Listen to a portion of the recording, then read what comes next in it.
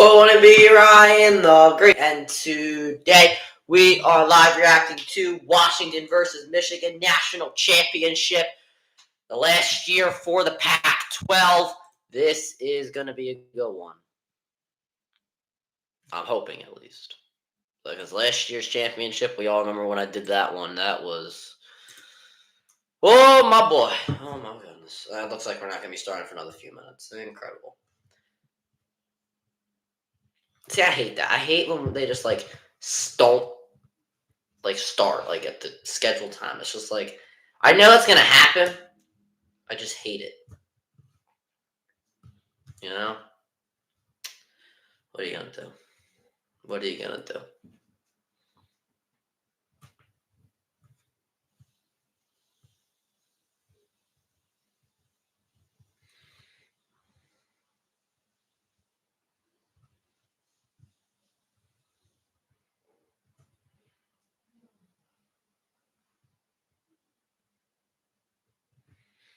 Well, at least the prep is beating ass. Alrighty, so here we go. The national championship should be getting ready in just a moment now. Or maybe a few moments. Since ESPN hates to start their games at their advertised time. But anyway, this should be a really good game. As hopefully you guys saw my prediction video earlier. I thought that the key matchup or the X Factor matchup is going to be the Washington offensive line versus that Michigan defensive line. We're going to see that early, depending on whether Washington does get the ball first or not.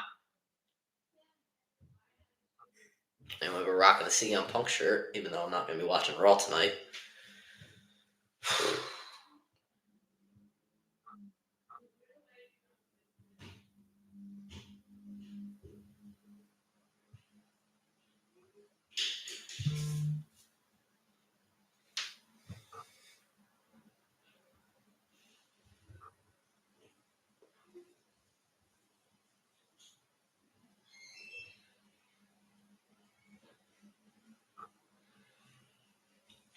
J.J. McCarthy, 26-1, career as a starter for the Michigan Wolverines, looking to cap off his Michigan career with a national championship. Also, you guys don't know how long it took me to write this this roster sheet. For the offense, I kind of just narrowed it down to the guys who actually have stats. Defense, I just put everybody down because that's way too hard to do. Because defensively, I feel like a lot of guys have stats, so that's kind of hard.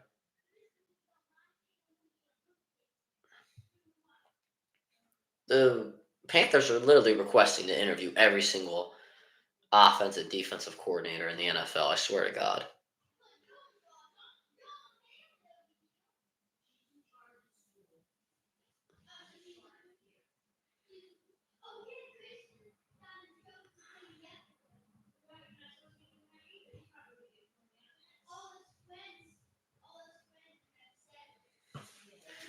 All right.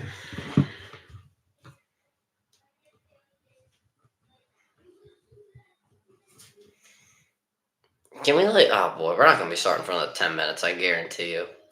That's what I hate about ESPN. I like ESPN and all, but they just piss me off sometimes. When it comes to not starting on time, because they just suck at that. They love the talking heads. 49ers faithful, what's goody? Back at it again. I am stressed. That's what I am. We have exams at the prep on Thursday until that next Wednesday. And the crazy part is, you know how people get off for the Martin Luther King weekend? I only get off Monday. My girlfriend gets off on Friday. Why? The NFL playoffs are this weekend. I need my extra days. Come on now. Come on. What are we doing?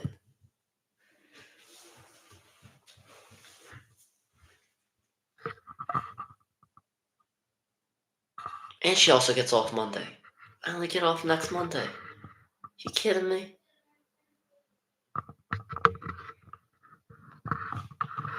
My school though, they never give off the Fridays. I feel like the only Friday, I think the only Friday they're like giving off this year is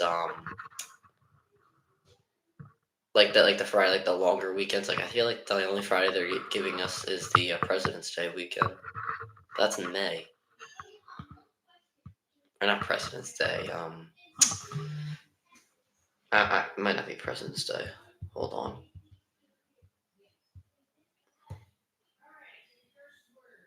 Yeah, it'd be nice to go to college.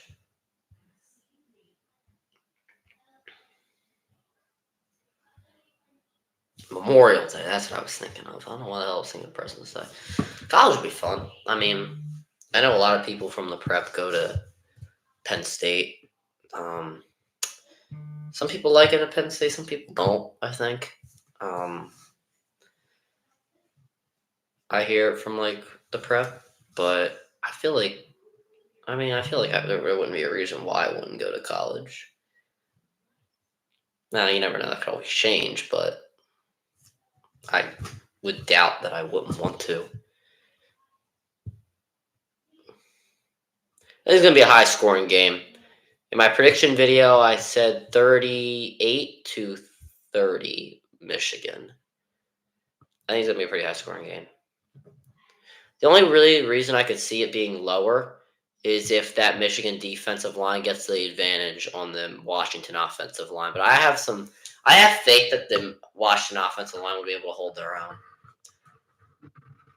I feel like people are just giving the edge to Washington's offensive line because of how bad Alabama's offensive line was in the semifinals. But I mean, the Michigan defensive line is pretty good. Like they did really well against the Penn State offensive line, which is one of the top lines in the nation.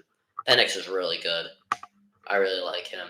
I think I said it in my video earlier today when I was reacting to the Arthur Smith firing. I really think that if the Falcons can scoop him up, like I forget when their pick is. I think it's like 10-15. If they can scoop him up at that time, then they will have a real legit shot at being a playoff contender. Super Bowl contender is definitely going to be a little bit of a stretch because they still have ways to go. But I wouldn't rule out playoff contender at all.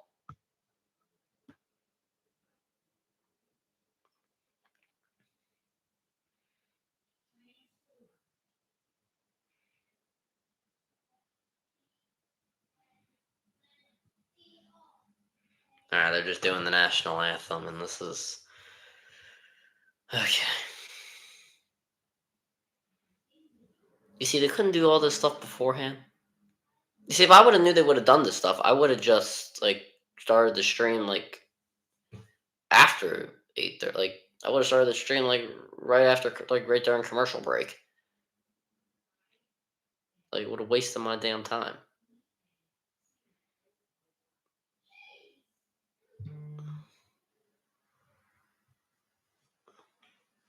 Like apparently this lady singing the national anthem is pretty good right now, but I'm too lazy to put on my headphones and listen.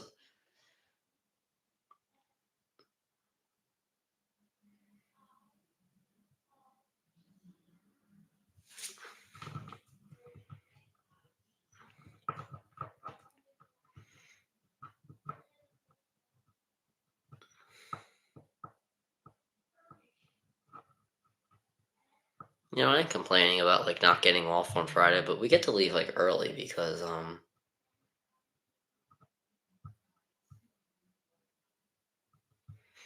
we get to leave early because like exams like end at like 1:30, so I guess it's not too bad. Also have to get my hair cut. My older brother's a Falcons fan. He wants to pick Penix Jr. and Daniels or trade for Fields. Fields might actually not be the worst idea because he's experienced, and with a rookie quarterback, it might be a better idea. It might be a worse idea because the fact that Fields is experienced. My only critique to that is that you're gonna have to pay Fields in 2 years, and you're probably not gonna win a Super Bowl or even get to the NFC Championship game in 2 years. So I feel like drafting a rookie right now and kind of letting your the younger studs you have on offense kind of develop for 1 or 2 more years before you got to pay them, and you'll still have your quarterback on a rookie scale contract, and by then you'll probably be contending if you build your defense right, which I think they've done a pretty good job of so far. No, the Falcons shouldn't let go of Ritter. They should let go of Heineke because Ritter's on a rookie scale contract, and he wouldn't be a bad backup.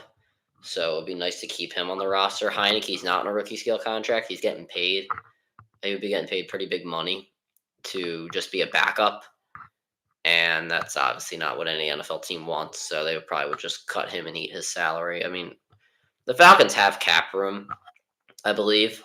So it wouldn't be the worst thing in the world if they cut him or just traded him away. They could probably get some value for Heineke.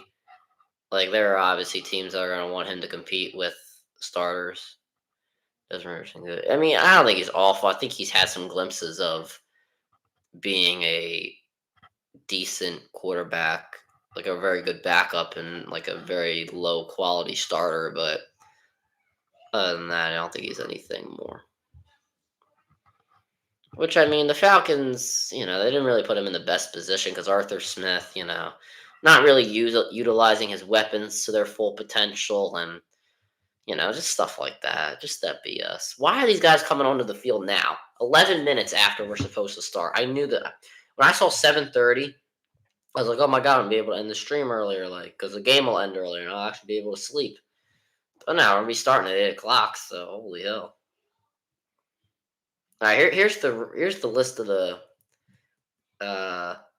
candidates the Panthers have requested so far. So Lions offensive coordinator Ben Johnson, Texans offensive coordinator Bobby Slowick, Bengals offensive coordinator Brian Callahan, Cowboys defensive coordinator Dan Quinn, Ravens defensive coordinator Mike McDonald, Dolphins offensive coordinator Frank Smith, Rams defensive coordinator Raheem Morris, Ravens offensive coordinator Todd Monken, and Buccaneers offensive coordinator Dave Canales. Yeah, I saw that. I just put that. I did a video on both of those guys, but it's all in one video. So check that one out when you get the chance. And these guys are the Washington Huskies running out into the field, champions of the SEC. Not the SEC, the Pac-12. Trying to win a championship for the Pac-12 in its very last year of existence, or last year in existence until I guess they can find more teams that'll actually want to come to this bum conference. But I guess you can't call it a bum conference today. One of their teams in the national championship, Michigan's already made their entrance. I do think Eric Bieniemy should be the next head coach for the Panthers. Not the Panthers, the Commanders. I really like Eric Bieniemy. I think he's a really good candidate. I just don't think he must just not interview well, because that's the only reason I can see why he hasn't gotten a job yet. Like, you see guys getting swooped up in their first real year of competition. Like Ben Johnson, you never really heard his name much before. And now all of a sudden, since the Lions are winning and he's actually got some good pieces around them, he's like, oh my God, great head coach. And then, Eric Bieniemy leads the Chiefs to 2 Super Bowls. He didn't even get a job offer. Like, it's actually, if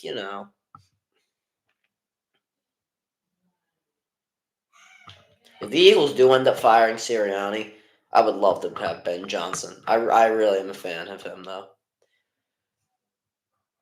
I'm a big Ben Johnson fan.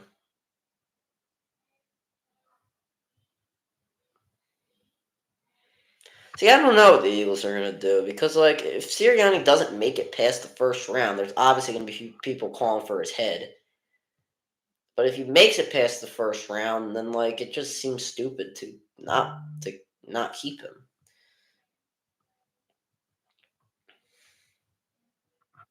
They're already ready to do the coin toss. I mean, come on. Been sitting here for 15 minutes.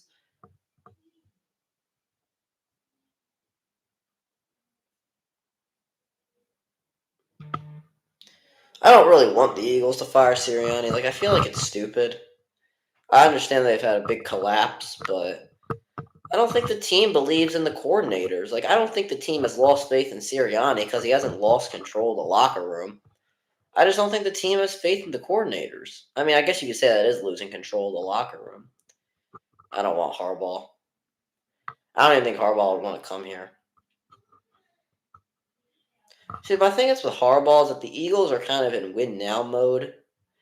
Well, obviously they're in win now mode, and they have to bring in a coach. I feel like that'll. I don't know. I just feel like bringing in a college coach just wouldn't go over well.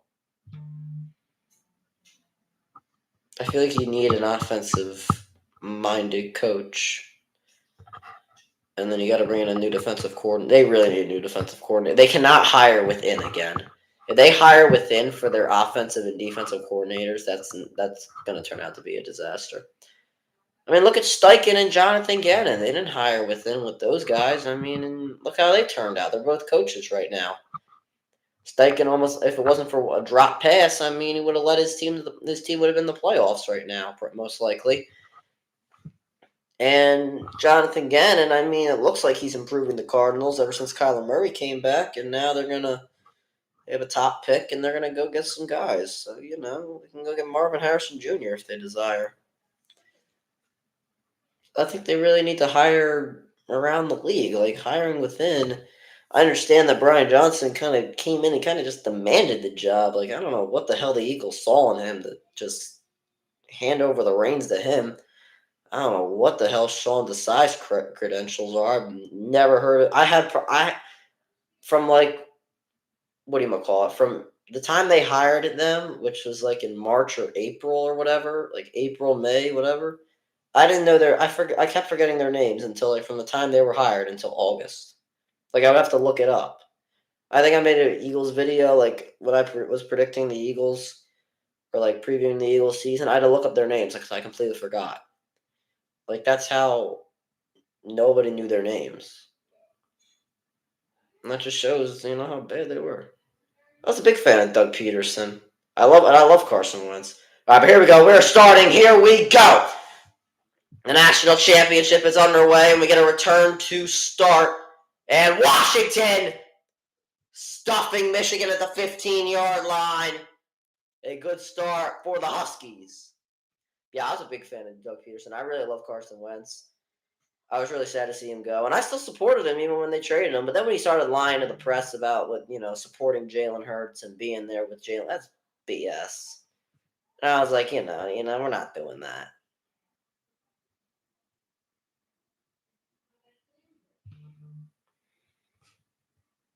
I didn't really have faith in Sirianni when they first brought him in. I was like, what the hell is this guy talking about? Talking about rock, paper, scissors. Anyway, moving on. McCarthy starting out in the pocket. He hands off to Blake Corum, who cuts inside. Corum with a solid gain on first down in the very first play of the national championship. Obviously, impact players, Blake Corum, Roman Wilson, two top playmakers. I really like Corum. I think away from this Michigan offense to succeed is if Corum can get going, specifically on the outside. They need to get him in space because this Washington team, they can tackle. They are very, very good when it comes to tackling throughout the middle. McCarthy will throw, looks for a quick pass, now throws over the middle, it's caught. That is a first down for Michigan. That is Cornelius Johnson, his first catch of the game, and the first down of the national championship.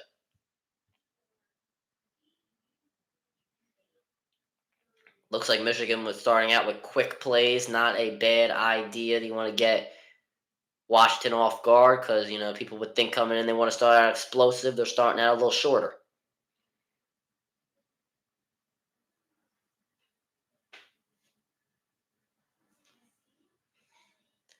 And this is another handoff to Corum, who stays behind his blocks, gets in front of him, and a solid carry for Corum.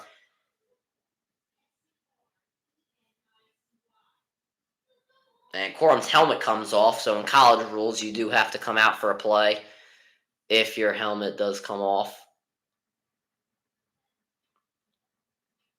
Solid carry by Corum here, and you see the blocks here from that Michigan offensive line. You see the tight end, Bredson. Sorry. He made a nice play, making that block for Corum. Donovan Edwards in the game, I believe. Actually, no, that is not Donovan Edwards. That is Mullings, and they'll hand off to him. And Mullings staying on his feet and getting the first down, avoiding a few tackles. And Michigan with 2 first downs already.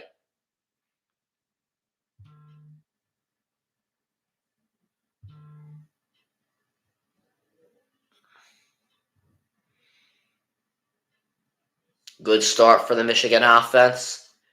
Can they keep it going, though? Blake Corum is back in the game. Pistol formation. They got a first down off their first pistol formation run of the game. Roman Wilson and Johnson in motion, both of them forming a stack set. Loveland. I'm sorry, whatever his name is. And now Johnson over the middle. Caught first down as McCarthy was moving out of the pocket. Loveland, yeah, that's the tight end. I don't know why I forgot his name. You see right over the middle here. Great job by J.J. McCarthy faking the handoff. Johnson with a good route and a good throw on the run with a pass rusher in his face. First down again for Michigan. Johnson comes out to take a breather. And now Mullings is in the game. I highly doubt the Lakers trade LeBron James. I don't know who said that. Hand off to Mullings, and a good run. Mullings, spin moves off the defender, stays on his feet, and a first down. Mullings, what a start. And the backup running back, looking like he's Blake Corum out there. And you see the swing around from Barner. He just does an incredible job making that block on the inside, getting the dirty work done. We're also looking at the left guard, Keegan, swinging around as well, making a block. And great job by Mullings to avoid a few tackles to get another Michigan first down. And they are suddenly on the Washington 37-yard line. Corum in the backfield, McCarthy under center. Roman Wilson in motion. He has not seen the ball yet. McCarthy to throw. He is under pressure. He is sacked! The first bag of the game. And it comes from the Washington defensive line. That is definitely what they needed. And you see off the edge here, Trice, the linebacker, just is so good with his hands. And he helps with the sack. Alley as well in there. And he is just a dominant defensive tackle. Hand off to Donovan Edwards, his first carry of the game. Donovan Edwards bounces over the tackle to the 30, 20, 15, 10, 5, touchdown, Michigan. Donovan Edwards on his first snap of the game takes it to the house, and the Michigan Wolverines are up 6-0. Look at this here. Henderson on the edge, Donovan Edwards bounces off the left guard, Keegan, realizes there's no hole. Great job by Henderson blocking on the inside as those Washington linebackers did get lazy, didn't see Edwards bouncing to the outside.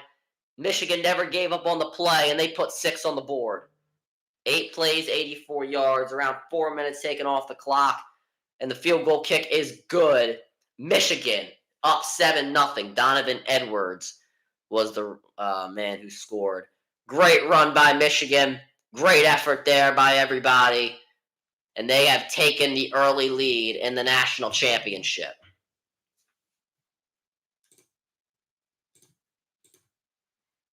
Jim Harbaugh loving it.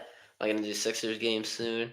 Yeah, once the NFL season ends, I typically like to do more basketball.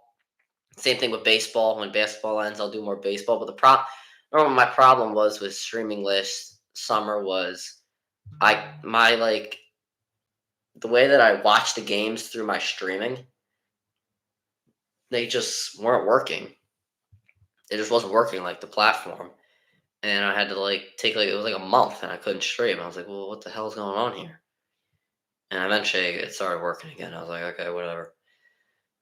So yeah, I think Sixers games will be back. I think I did one Sixers. I know I did some basketball game. I wanted to do the in-season tournament finals between the Lakers and Pacers, but I had to go to Hershey or wherever the hell I went for the prep for the Preps national champion or state championship game, and that was really fun. I'll say that. We won a state championship. The interview with Samaj Jones. You know what I'm saying? You know what I'm saying? Highest view. I got my highest view TikTok there. You know, I was feeling good.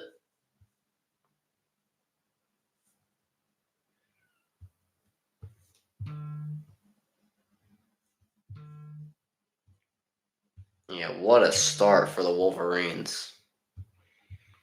Now they got to answer.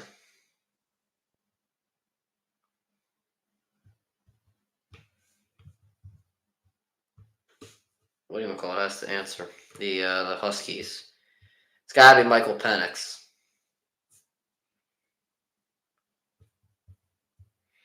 This is one of the best defenses in the country as well. We also have to take that into consideration. This is one of the best defenses in the country, but Michael Penix, one of the best quarterbacks in the country.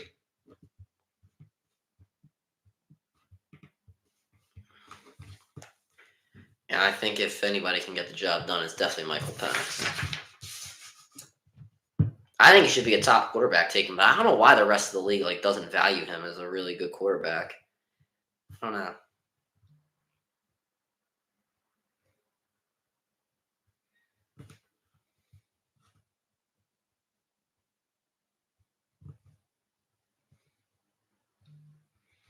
Alrighty, here we go. And yeah, we're looking at this play again. Donovan Edwards touchdown. Just bounces off the offensive line. You see the block inside from the left guard, Keegan. Or I'm sorry, by the left tackle, Henderson. And Donovan Edwards with that speed, we know that he possesses with a touchdown to give the early lead. Who does Michael Penix remind you of what in the NFL? CJ Stroud, I'll be honest. I think he can make those pinpoint accurate throws, but then he can run too, which is like a Michael Vick sort of thing. Because he's also a left-hander. But yeah, here is Michael Penix Jr., one of the best, if not the best, quarterback in the nation. I personally think he should have won the Heisman, but he was a runner-up to Bo Nix. So Michael Penix is a Lamar Jackson type player. I don't know, because of his accuracy right now, I don't think that you can say that. Because when Lamar Jackson played quarterback at Louisville, he didn't have the arm strength and the accuracy Michael Penix has right now. The running, I could definitely get behind, but the throwing ability, no. And we start out with a toss to Dylan Johnson, a 1,000-yard rusher. He's fighting his way for around a 6-yard carry.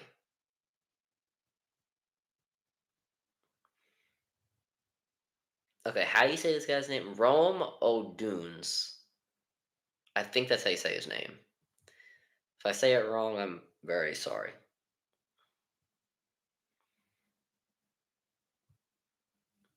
Second and 4 coming up. Polk in motion. Same with Nixon. Penix will throw. This pass caught in the flats and getting taken out of bounds is the receiver McMillan. And like I said in my previewing video, Michael Penix does such a great job of getting that football out really, really quickly. And you saw that there. Saw McMillan for a very split second.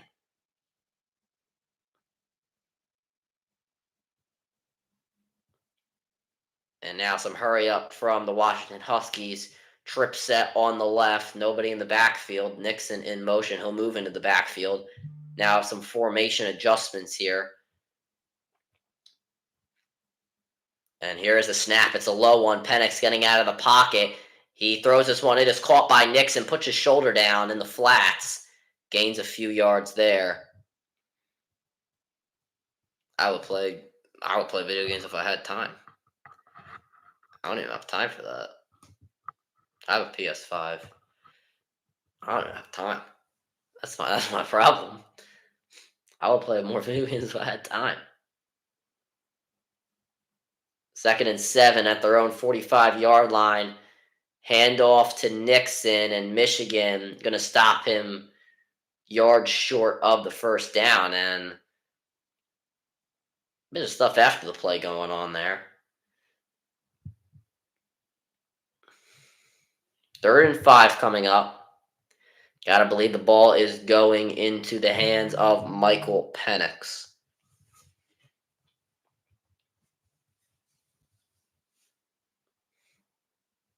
We've not seen O'Dunes get a target yet. Washington getting 47% of their 3rd down conversions. That is 14th in the country. 3rd and 5. Penix to throw. This one in the flats. Caught and breaking a tackle. Getting past the 50, past the 45-yard line is the running back, Tybo Rogers. And a missed tackle there by Sabb. He was very high on his tackle. And you see once again, way too high. You got to get lower. You got to go for the waist. That is just a terrible, terrible effort there on the tackle. Trip set on the right. I can't wait for the playoffs as well. It's going to be really fun. 1st and 10 at the 42-yard line.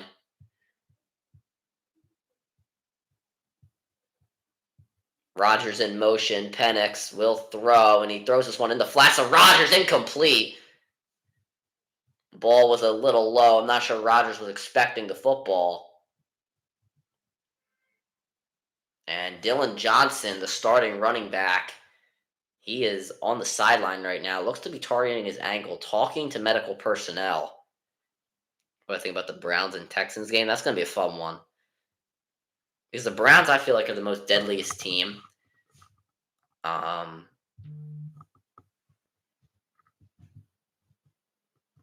In the AFC. I got to make my playoff bracket. 2nd and 10. Another handoff here. And a flag is down, but not before a few-yard gain for Nixon. We'll see what the first penalty of the national championship is in just a moment.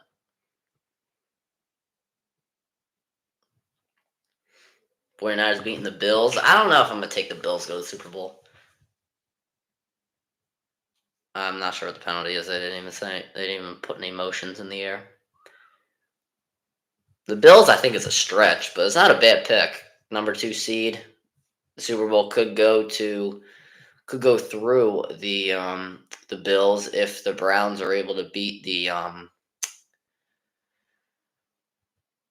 Texans, and then obviously if the Chiefs win and the Bills win themselves. We have a break now. I'm not entirely sure what the break is. If somebody could tell me, that'd be nice. Let's see what the prep's doing. I know they're playing a basketball game right now. See, I would have done that game. I would have asked to do that game. But obviously I had this. And we have exams in a few days, so that would just be a little too much. I would love to do a prep game eventually. I would definitely promote that here. Because I think that people would like that. Celtics beating the Pacers, and it's not really a surprise. The Pacers just don't have a defense. How the hell can somebody pick the Eagles winning the Super Bowl? That is just...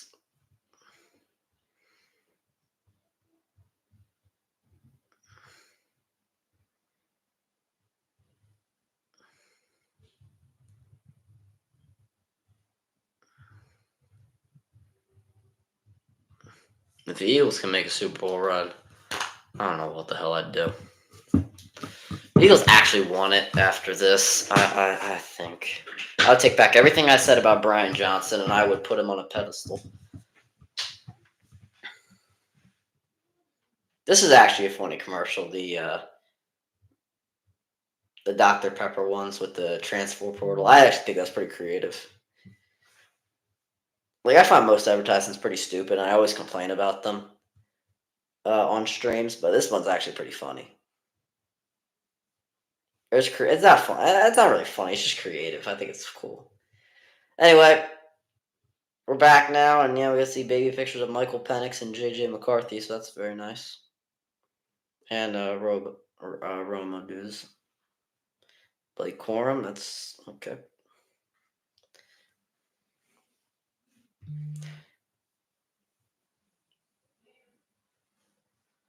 Well, speaking of the, also was an injury on the play, I believe. Somebody's foot got sat on. Or ankle got sat on. Oh. No, that was Dylan Johnson's ankle. No, I'm not even disagreeing with you. I think the Eagles are first round exits as well. CM Punk kicking off Raw, baby. I can't wait for the Royal Rumble. I'm so pumped. 2nd and 10, Penix, quick throw. First pass caught by O'Dunes, and O'Dunes breaking tackles past the 30 and is tackled. Rome O'Dunes, and I brought up how he hasn't gotten the ball yet on this first drive. He gets out from his tight end spot, using his blocks in front of him. Good blocking on the outside from those receivers. Give them credit there.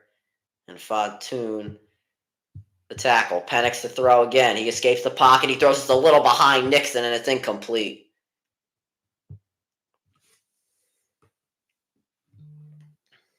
Penix felt the pressure there. And I mentioned the X Factor matchup between the Michigan defensive line and the Washington offensive line. That is one way that Michael Penix felt the pressure and forced an incompletion. Penix is 4 for 6 tonight for 41 yards. Pistol formation. Johnson is back out there. He's in the backfield. Penix changing the play, telling his offensive line. Personnel switch as well. Westover switching with McMillan in the separate slots. McMillan in motion and a jet sweep to McMillan. Good block by Johnson on the edge, and McMillan inside the red zone gets tackled out of bounds and a few yards short of the first down marker.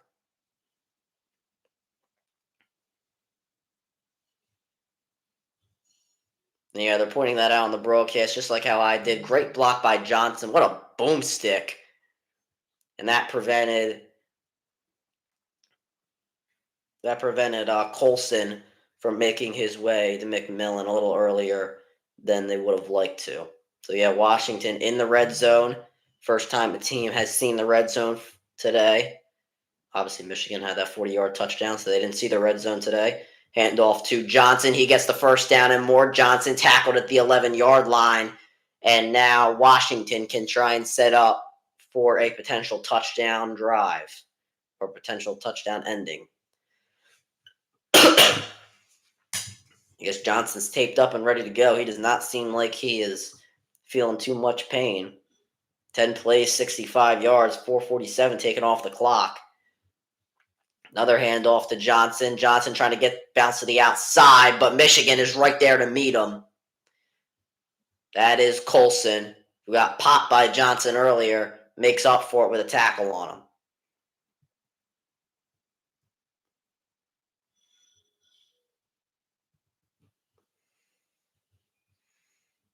Yeah, and look at the edge rushers here from Michigan.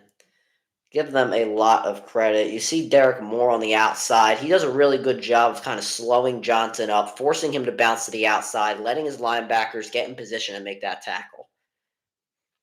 2nd and goal. We have a jet sweep here, and getting to the 7-yard line is Polk. He is second on the team in receiving yards this season. And a very balanced mix of rushes and passes. Both 6 rush attempts and pass attempts for Washington on this first drive. It's going to be 10 degrees for that Dolphins Chiefs game. I heard about that. It's going to feel like 0 degrees out there. I don't know if Miami's going to like that too much. 3rd and goal. We already have a momentum shifting play to start this game from the 8-yard line. 2 men in the backfield. Timeout taken by Penix. And Washington already used their first timeout earlier in the quarter, earlier in the drive, and they have to use their second timeout. So not even with 4 minutes remaining, Washington only has one timeout left in the half. 4:04 remaining. Michigan still leads 7-0.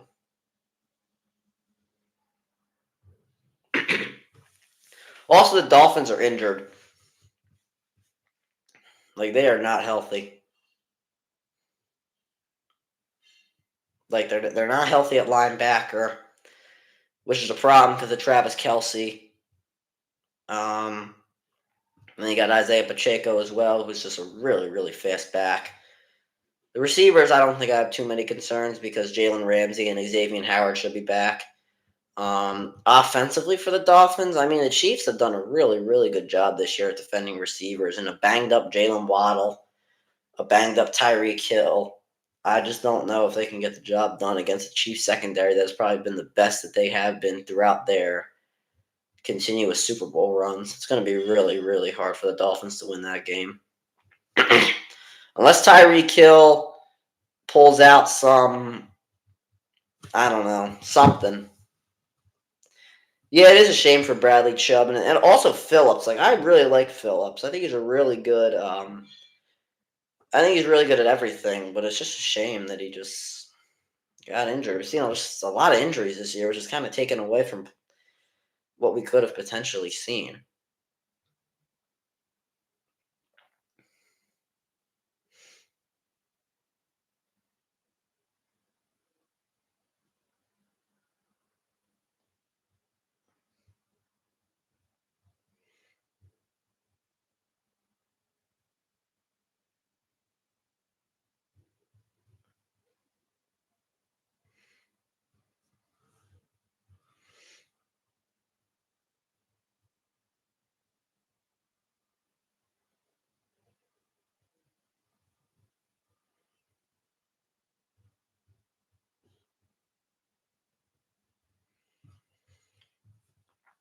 Yeah, we're gonna do about Bradley Chubb, man. I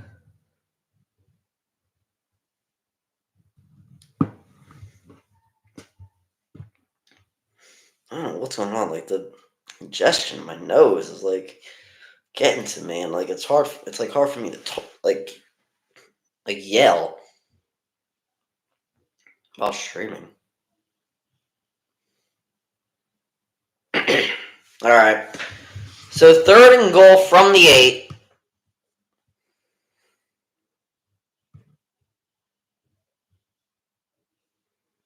They literally have a timer for the amount of time they get left on the timeout on the field. That's actually something. All right. From the 8-yard line, I want you guys to watch McMillan here. I think he's going to be, they pointed out on the broadcast, him in the slot, that could be a problem. He was alone. A man moved in there with him. I think that was Polk. Can't really tell. 3rd and goal from the 8. Penix will throw. Has time. Steps up in the pocket. He throws in the end zone. And he throws it over the head of Rome Odunze. You ever thought of making NFL reaction videos of the highlights? I mean, the highlights, not really. That actually wouldn't be a bad idea.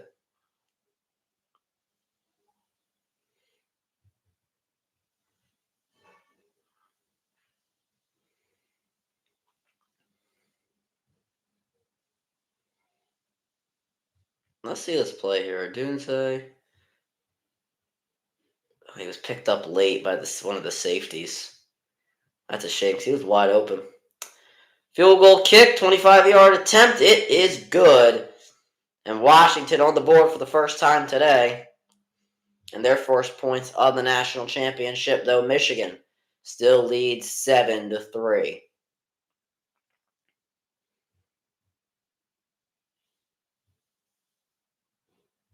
Huskies add 3. We still have 3:56 remaining in the first quarter.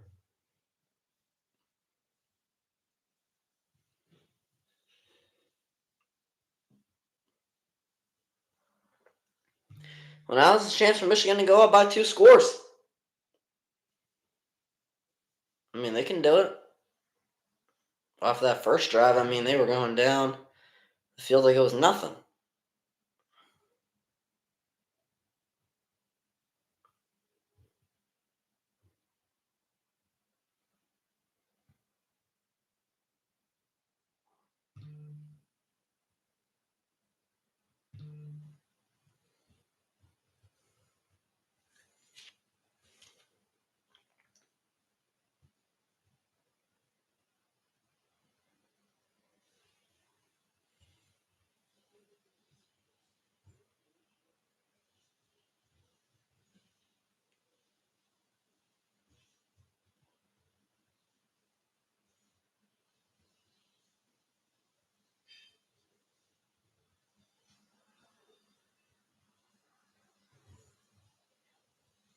Man, this NIL, bro, is getting out of control.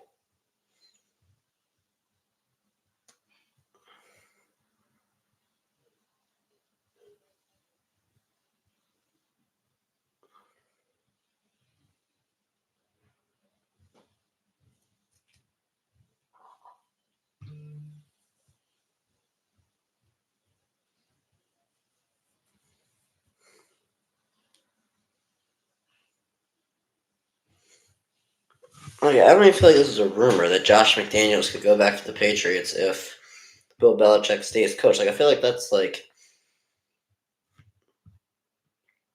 been destined to happen.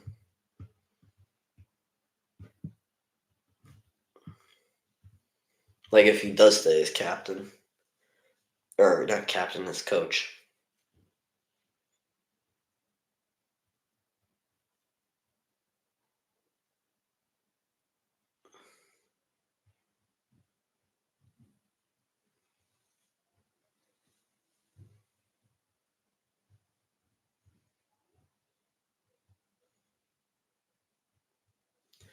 I don't know. I feel like Josh McDaniels' return is imminent to the NFL soon.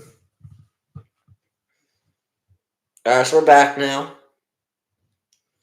Don't even remind me about the Eagles game next Monday. I gotta mentally prepare myself for that. Oh, the prep won. Nice. Beat Carroll.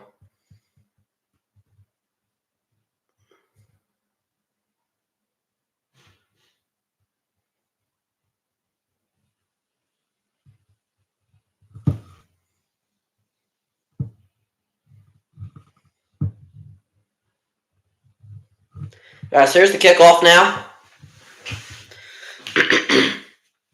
Now we're going to get another return out of this one. And once again, Washington stopping Michigan on their return. That was Morgan trying to take it out. Unsuccessful, though, in getting his yards. And, yeah, remember last year's Fiesta Bowl against TCU, an upset Michigan team. But then at the Rose Bowl this year, J.J. McCarthy was able to hoist the trophy. He is currently the number 5 prospect in the 2024 NFL Draft. He's the Big Ten quarterback of the year, obviously beating Drew Aller in Penn State and Kyle McCord and Ohio State. On the opening drive, Michigan had 8 plays, and 5 of those plays were first down. Power I formation. Here is Corum. Corum bouncing off tackle, staying on his feet. Offensive line trying to push him forward, but he goes down after a gain of 3 yards.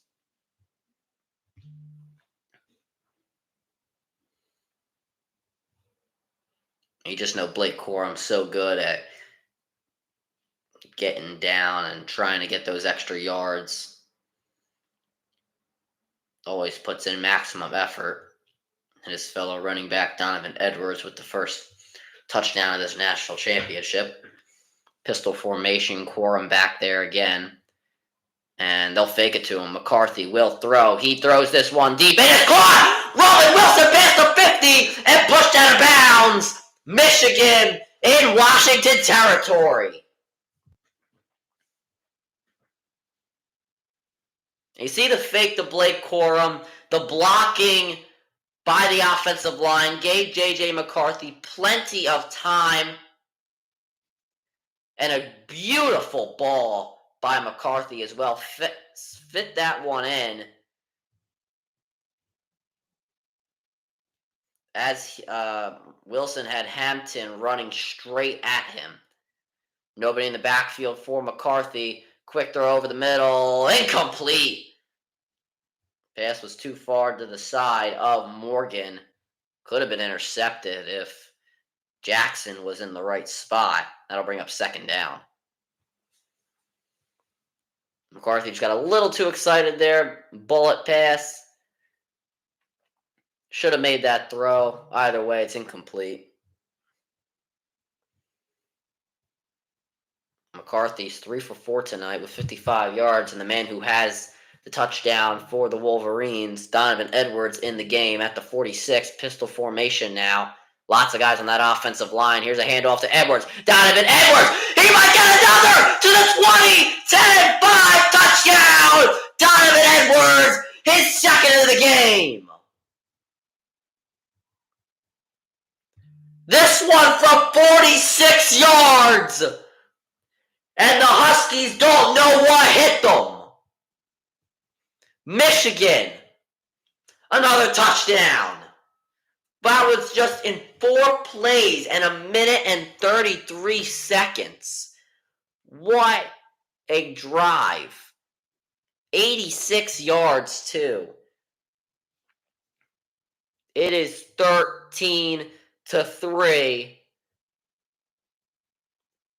And now 14, thanks to the extra point. 2:23 remaining in the first quarter. Michigan. What a play. And let's get a look at this here.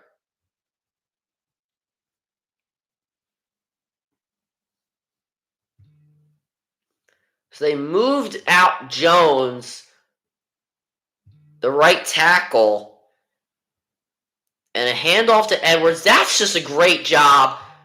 That is a bad execution by Washington. They expected Edwards to go to that left side. But you got to give credit to Edwards as well. He definitely did a really good job with that rocker step, faking it to the left side, then running right through the gap that was created on the right. And if you are Washington, that is terrible execution. You get nobody there. None of both your linebackers committed to that one side, and that is something you just can't do.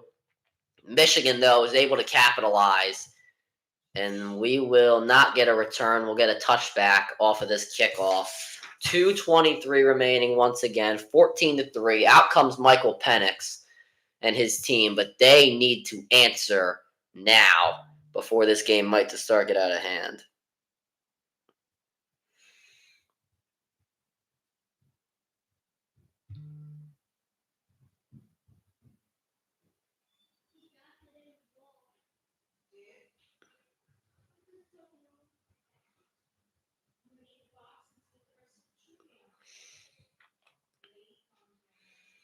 Dylan Johnson back out there again. Doesn't seem like his ankle bothering him much anymore. Penix, once again, changing the play to his offensive line. He's done that a lot today. He's got to get the snap off here. He does. He fakes to Johnson. And he is going to run. He stays on his feet, slides well before the first down marker. And Penix that time using his legs. He saw nobody was open downfield and nobody was going to get open. So he just decided to do it himself. 5-yard carry there. They gave him a pretty bad spot in my opinion. Either way, 2nd and 5 coming up. A pitch to Johnson here, who tries to cut inside, but Michigan's right there to meet him. Another tackle at the line of scrimmage for the Michigan Wolverines. And that time it was Graham there. I mean, Michigan just does such a good job of covering that outside, forcing the running backs onto the inside, and then they're there to clean it up. They've done a really good job of that today. And if you are the Michigan, you want to keep your foot on the gas pedal and keep that going. Try and shut down that run offense. Trip set on the right. Penix will throw. He drops back. He throws. This one is caught by McMillan. Tries to shake a defender, but an incredible tackle. A great job. Great concentration by Sainstrill. And Washington will be forced to punt.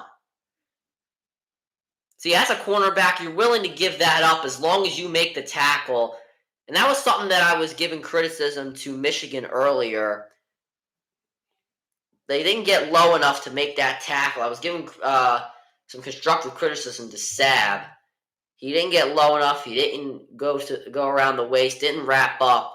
But that was not the case for Sainstrill. Did everything fundamentally right, and that's the reason that Washington is forced to punt. And this one is going to bounce to the 21.5-yard line, or just the 21 actually.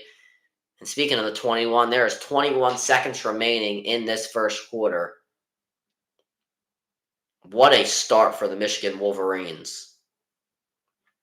Donovan Edwards with 2 rushing touchdowns to start out this game.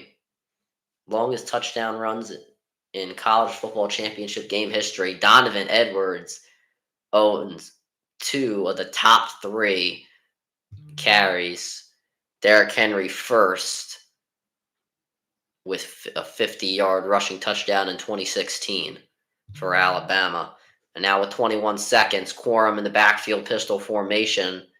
And now Corum will get it. Here is Blake Corum to the 30, 40, 45, 50. Blake Corum to the 40. Cuts inside the 30, 25 down at the 21-yard line. Michigan is dominating this run game. And that will do it for the first quarter. And you see this offensive line again for Michigan. Just absolutely killing it out there. Making those blocks upfield, blocking out. They know their assignments. They're doing everything fundamentally right. That is the reason they are up right now. Tony, how's it going? I'm doing pretty well. It is 14-3 Michigan. And Michigan, once again, is in Washington territory. Please don't be like last year. Please, for the love of God, don't be like last year. I can't handle from like what last year's game was. That would be a disaster. After the boringness of last year's game, just grudging through that. I'm like, oh, another touchdown, Georgia. Like, I have to go through that again. I don't think I'll survive. Yeah, Washington's run defense just been terrible. They're just getting dominated.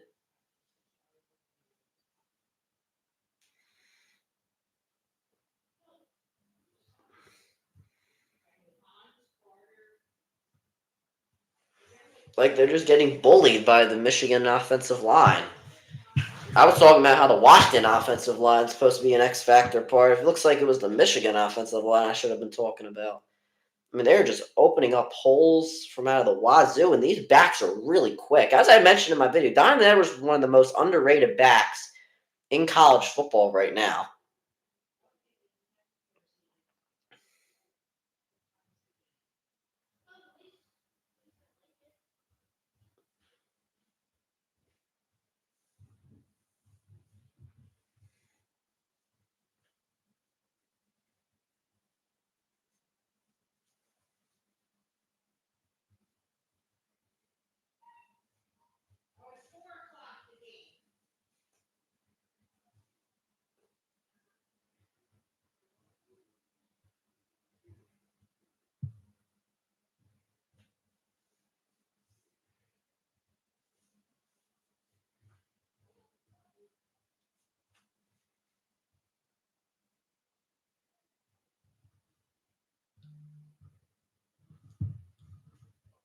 Why is this such like a big deal that people are making about this? Josh McDaniels going back to New England. Like, I feel like that would be the only move that Bill Belichick would want to make in bringing back Josh McDaniels.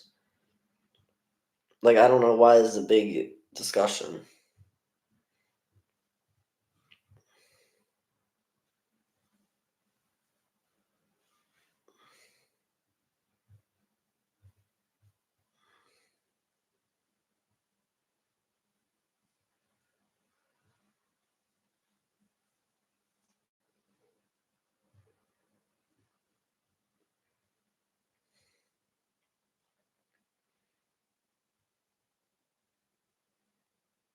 All right, we're back now for the second quarter, and I think the Washington Huskies needed a breather. They need to get something going because I don't know if they know what hit them. See that national championship trophy, and if Washington continues to play like this, they can only dream about that.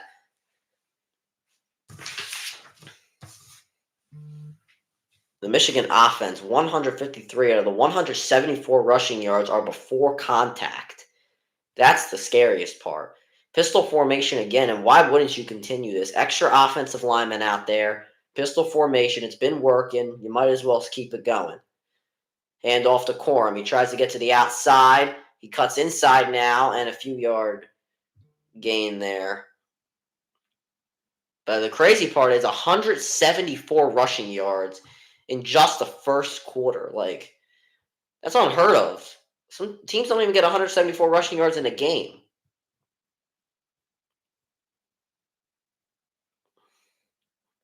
And Michigan got it in one quarter. It's unbelievable. 2nd and 7. Now Mullings checks into the game. Subs into the game. I don't know why I'm thinking of basketball. Michigan is in the red zone, by the way. They hand it off to Mullings, and he almost broke through. But Washington stops him way short of the first down marker. It's 3rd down. Blake Corum gets back in there. It's now 3rd and 4 coming up.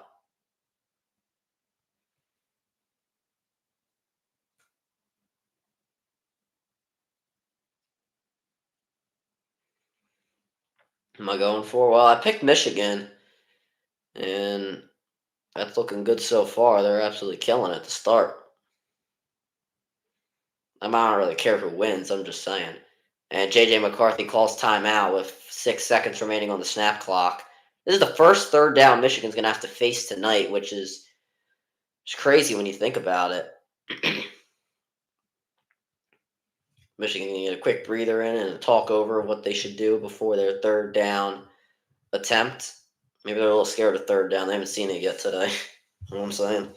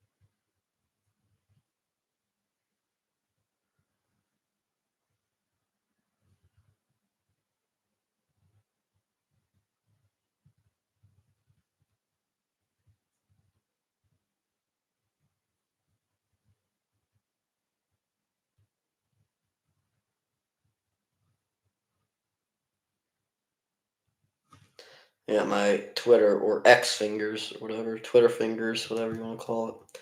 Got them on right now.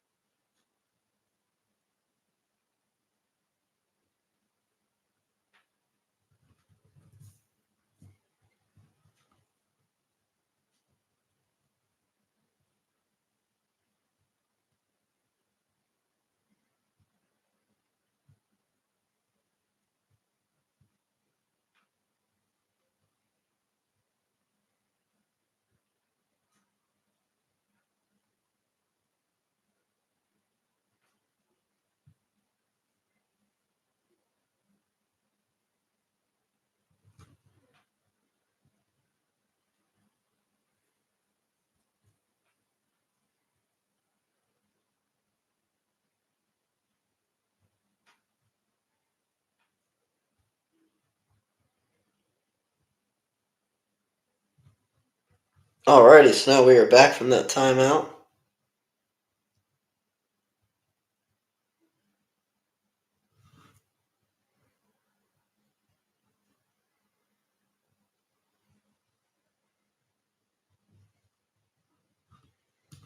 Third and 4 from the 14-yard line. Michigan's got to get to the 10 to get a first down. Here is McCarthy. He will throw this one. Broken up! Intended for Johnson. Great coverage there by Muhammad, the corner. And he does a great job just staying on that outside shoulder. He sticks with him the entire play. That is a great job. He read McCarthy's eyes while sticking on the outside shoulder. That's just not something you see. You normally see corners looking at the hips, and once the receivers get their eyes up, you normally see them try to make a play. But he did a great job multitasking. Here is Turner for a 32-yard attempt to make this a 14-point game. The kick is up, and the kick is good. Michigan up 14 now, 17-3, with 13:28 remaining in this first half. Michigan doesn't come away with what they wanted to, but they do come away with points. And we'll see how Michael Penix and his squad can respond when they get on offense for, the third time today, I think? Yeah, third time today.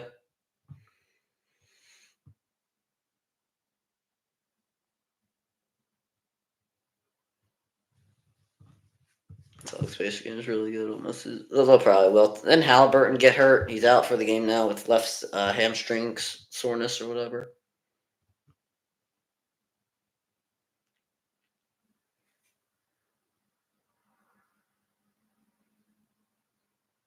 Oh, for real? I thought since Halliburton got hurt, they would start dominating.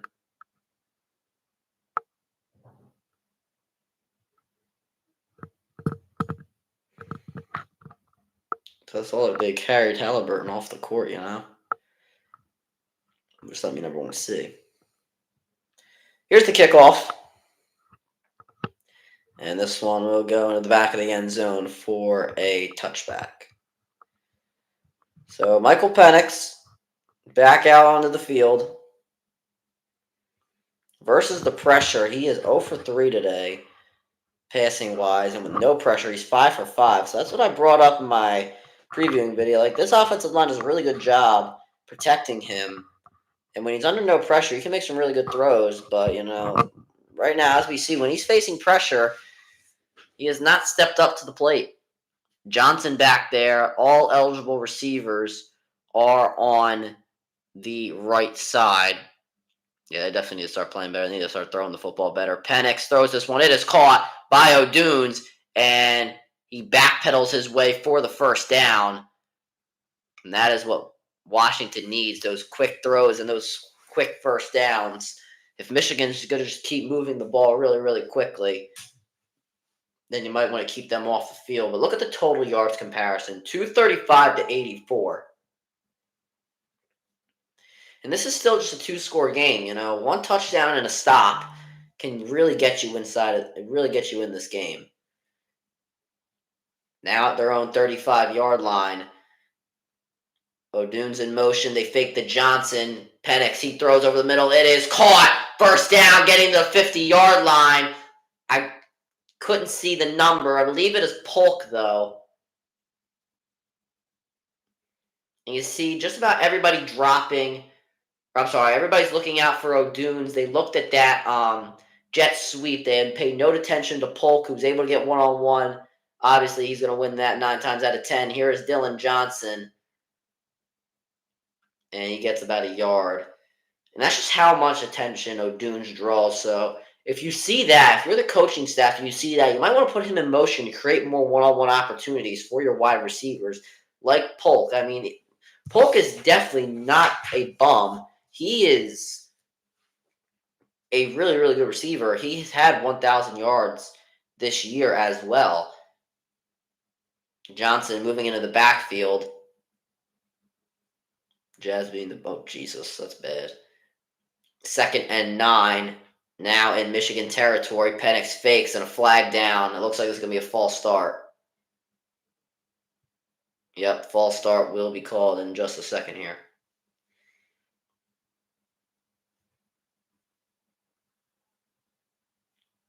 Yep, false start.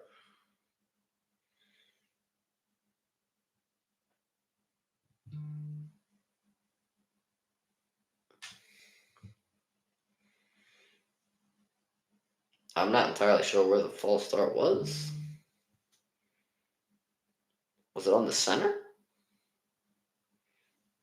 Brailsford, the center? 2nd and 14 now, so they move back into their own territory.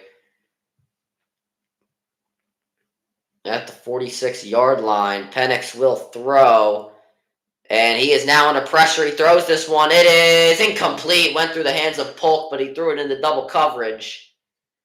That'll bring up 3rd and 14. And as the broadcast pointed out earlier, Michael Penix not playing well against the pressure. He's now 0 for 4 with the pressure in his face. And if he's going to want to win against this defensive line that is one of the best in the country, he is going to have to complete some more passes with pressure in his face. No one in the backfield. Washington is 2 for 4 on 3rd downs today. But they have not faced anything like 3rd and 14, and it looks like there's going to be another false start on Washington.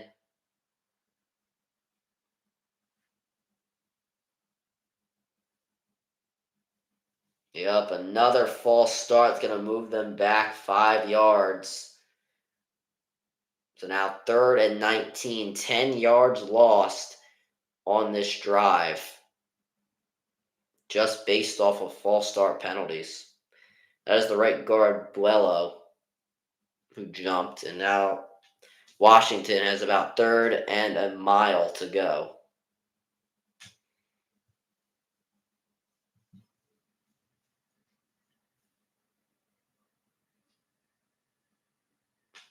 Here is Penix to throw. Throws this one over the middle. It is caught by McMillan, but will be immediately tackled well short of the 1st down marker. Washington will be forced to punt again, or will they? Penix is staying on the field, and it looks like Washington is going to go for this. They only have 1 timeout, so it would seem a little crazy if they used it right here. Sixers play Hawks next. That's a slip. Hopefully that's a dub. Hopefully that is a win. The analytics say kick this one, but in my opinion, I think they need this. They cannot punt it again and let Michigan get more points. They need to get some momentum. I agree with this call. Penix to throw. He throws this one deep, wide open for O'Doon, and it is incomplete. Wide open. Penix, not the best ball, but O'Doon definitely could have caught that. It is incomplete. That is a killer if you are Washington. Let's look at this play here. You got a stack set on the right. And he just gets behind the secondary. Nobody picked him up. No communication by Michigan there. That's Michigan's fault. I think they expected safety help, but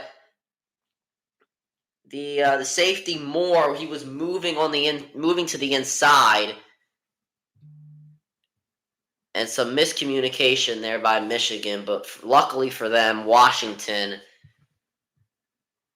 had even more miscommunication. Not a good ball.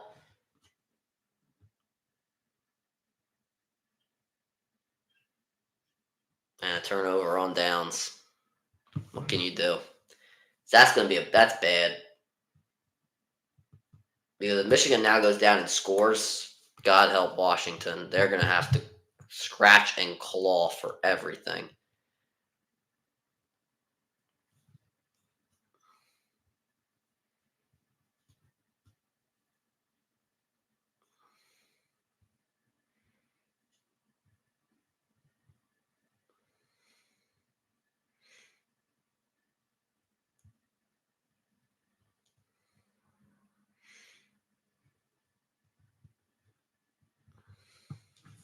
This is bad. This is like actually bad.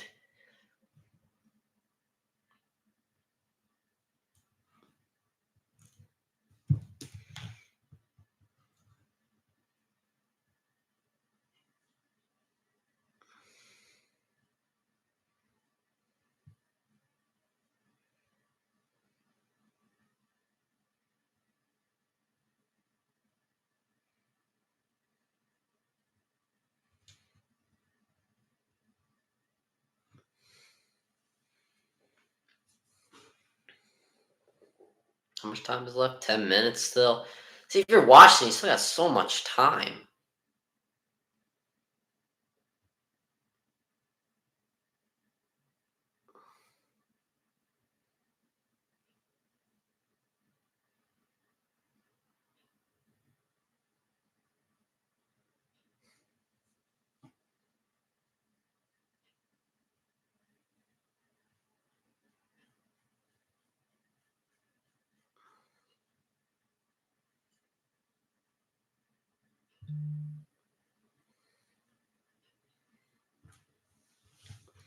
Michigan, obviously, their championship in 1997.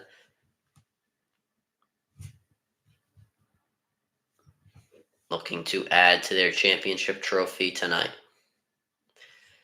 And going back to this play, just a bad ball on the other, pointing out what I said. Moore just moved right inside, and that's a touchdown. That is a possible touchdown for Ozune. And he looks pissed. Him and Penix just look very frustrated.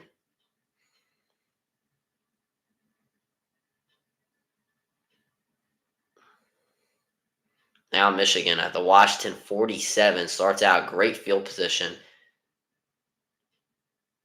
Corum in pistol formation, that's who they give it to. Corum going to be taken down at the line of scrimmage. And finally, Washington stops the Michigan run. That time it was all Fowler who came in. What's going on, G? How's it going? Like, G, you a Corum fan? All right, I got you. Fowler, though, with a great stop there. Ankle dived. I'm not a big ankle diver fan, but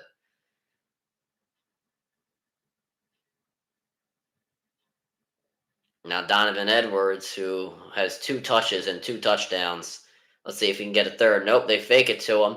McCarthy has all day, now has to escape the pocket. He throws on the run. This one is caught!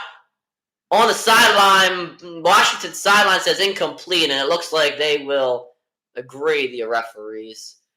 Yeah, he's dominant. He's really good. Let's see. That was to Loveland, the tight end. And, oh, yeah, broken up right at the end there.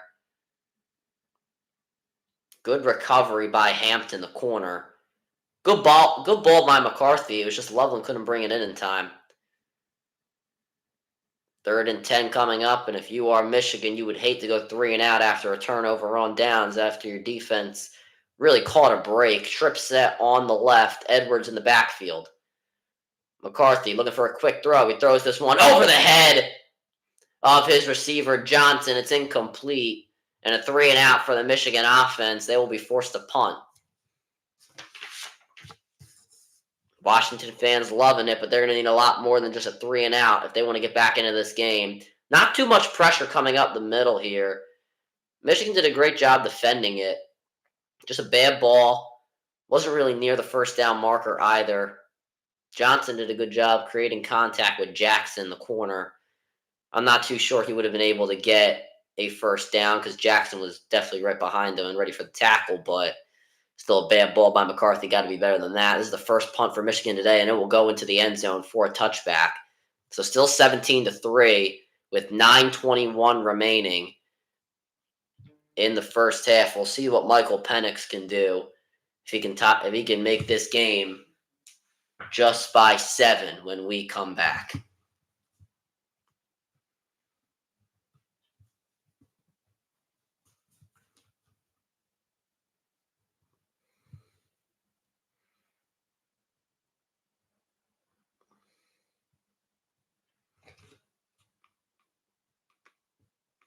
Yeah, they're all talking about this missed ball by Penix. I mean, I don't know if he's still feeling pressure. He feels like the pressure is still coming at him, and he just wants to get the ball off, and he's a little scared. I'm not entirely sure. I don't know.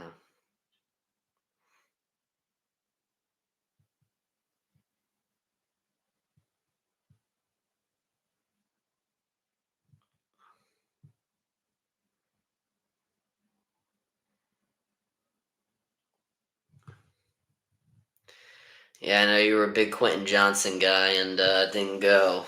It didn't go too well in his first year. I think he's still got some potential. There's still a lot of time. He's got a really good quarterback. He's going to get a fresh new head coach. Yada yada yada.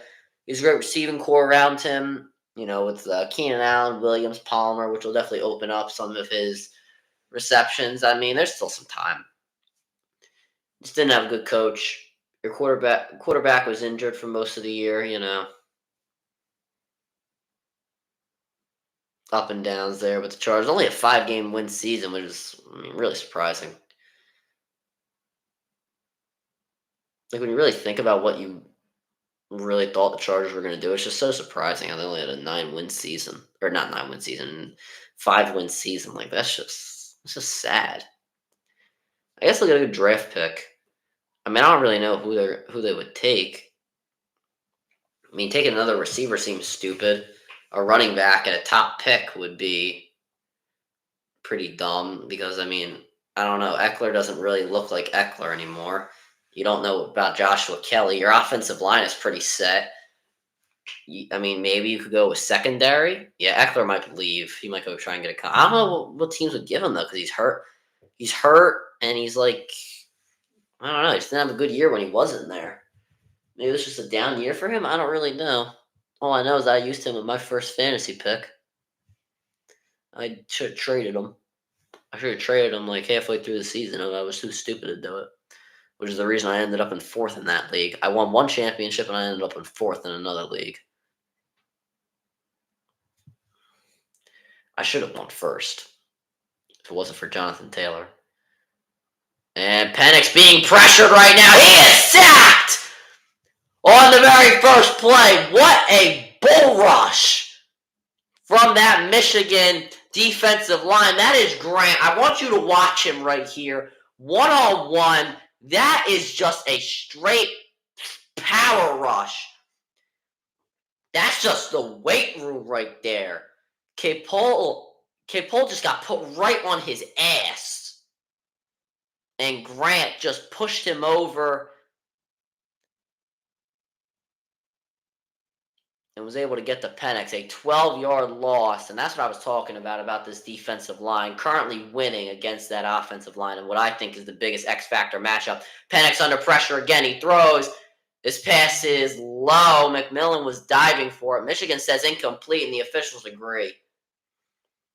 I was 7th in my league. I went heavy. I went Jets head with Breece Hall and Zach Wilson, and once Rodgers went down, my season was over. Ah, damn.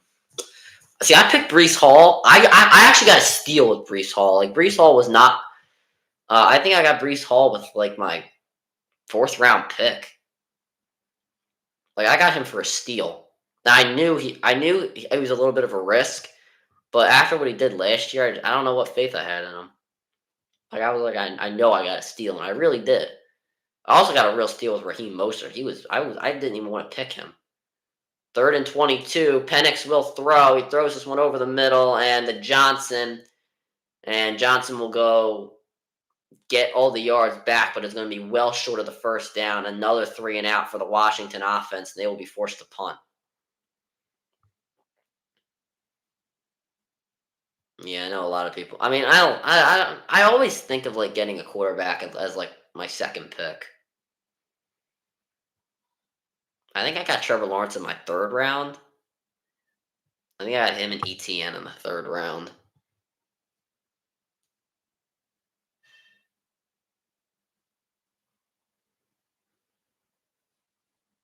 ETN was also a really good pick. And not the best punt.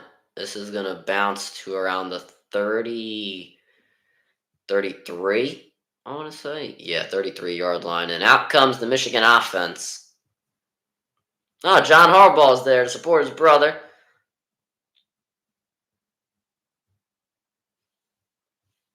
John Harbaugh obviously getting ready for a Super Bowl run with the Baltimore Ravens, watching his brother in his national championship run at the number 3 pick, and said CMC will get injured. Give me the new flashy Bijan route. I mean, that's actually not a bad pick.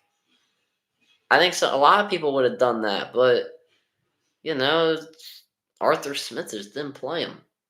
Obviously, Harbaugh's in the crowd. Jim's father supporting the blue and yellow. Corum in the backfield. That's what they give it to. And Corum fighting behind his blocks. Solid gain on 1st down.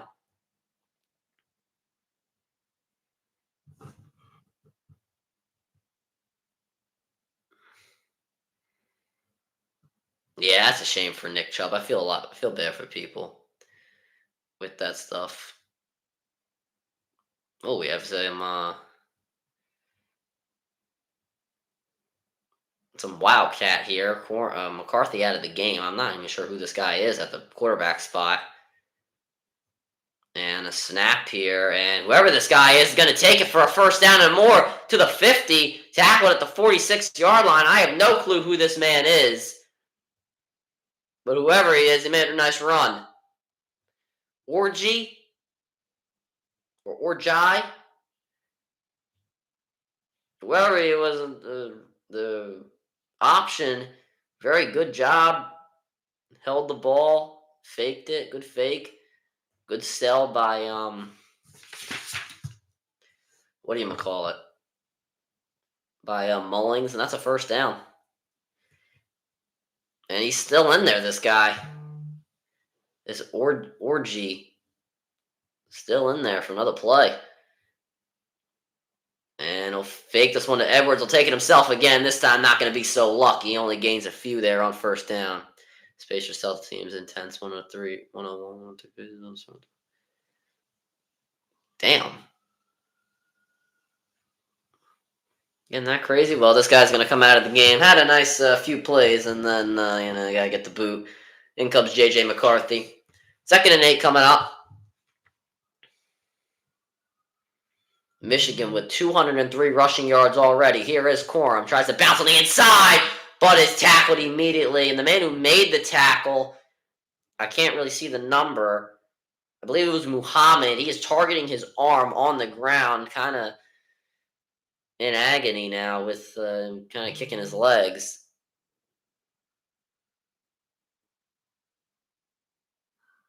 And you see Muhammad out of the backfield. Nice tackle on Corum, ankle dive, and a good takeout.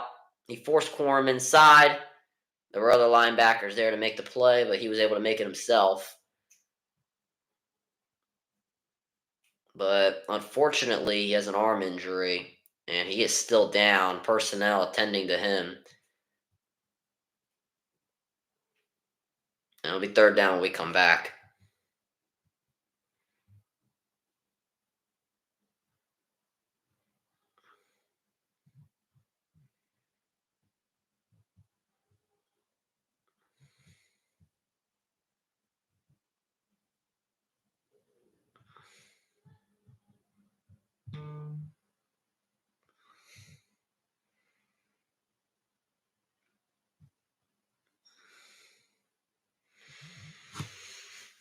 Well, hopefully for Muhammad, he's okay, because they're going to need all hands on deck with the way their defense is playing, especially the run defense.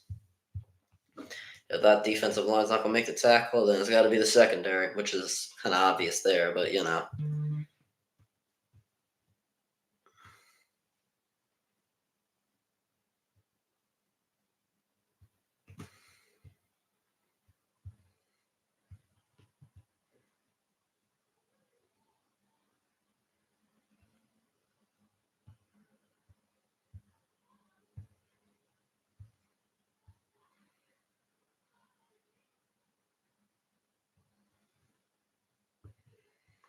Yesterday's game, oh yeah.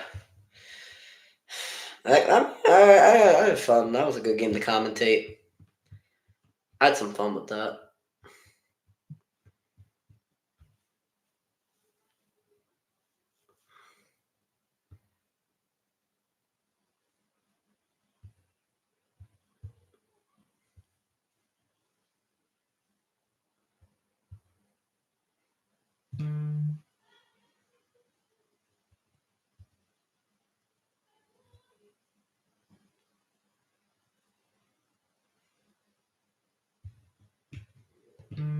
But yeah, I had some fun with that game. I like getting back in the streaming and all. Yeah, I should be streaming next Monday night. I gotta figure out what games I'm streaming. I'll most likely be streaming the primetime games. I do want to stream that Peacock game. For the people that don't have Peacock, I think it would be a little convenient. I do have Peacock, because I watch the wrestling pay-per-views on there, so it's convenient for me. So I'll probably stream that game just to give people the convenience of watching that game without Peacock, or giving them a chance to listen to that game without Peacock, so you don't have to go searching around the internet for trying to hear the game when all you're doing is being pointed to a website, an illegal streaming site, just a little rotten. But, you get some commentary for this game. You have some fun, too. Always have fun on the stream. 3rd and 8 coming up.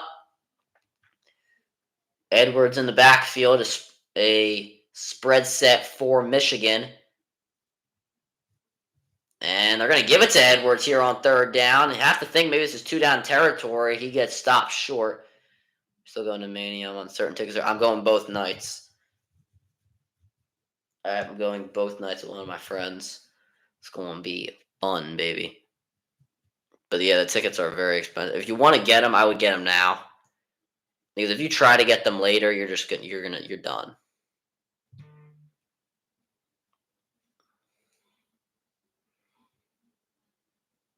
Like, you won't be able to find anything. Oh, so Michigan's going to punt it.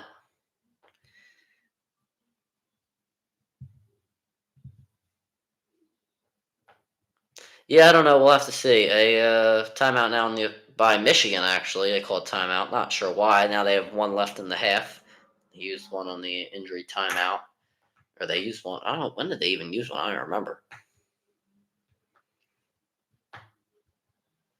But yeah, the WrestleMania should be really fun. Streaming WrestleMania last year, that was really fun. I was like 4 hours of streaming, and I was like dead by the end. That's also when I was just having fun. And like life. Not to say life is not fun right now, because, I'm enjoying myself. It's just that. Just then, like, I was ready to graduate. Like, I didn't care anymore. I was just doing whatever. I didn't even have to care. Fun times. I feel like in the 8th grade year, like, yeah, they have done a really good job, WWE. Like, they've done a really good job. I feel like now Michigan's sending their offense back out there. I feel like the most brutal month last year was kind of like March.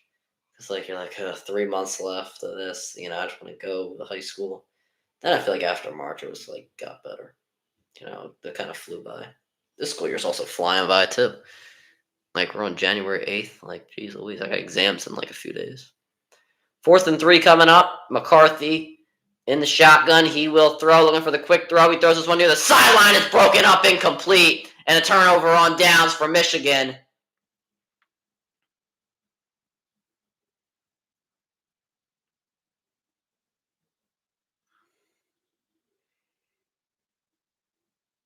And coming out from a pass rushing spot is Ulfanzio.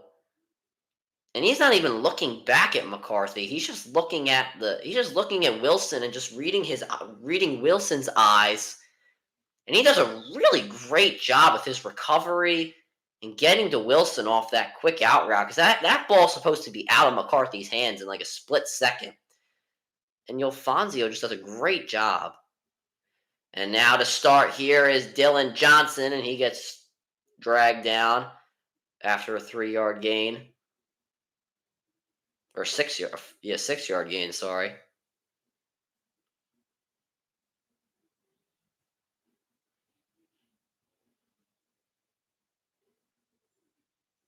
Second and 4 coming up. Here's Penix looking for the quick throw. He gets it over the middle and is caught for a first down. And getting into Michigan territory is the tight end Westover. Westover leading all tight ends on Washington in receiving yards, and he wants to keep the tempo going. They're at the Wolverines 45. Handoff here to Johnson. He tries to get to the outside, puts his shoulder down, gains a few on first down. That'll bring up second.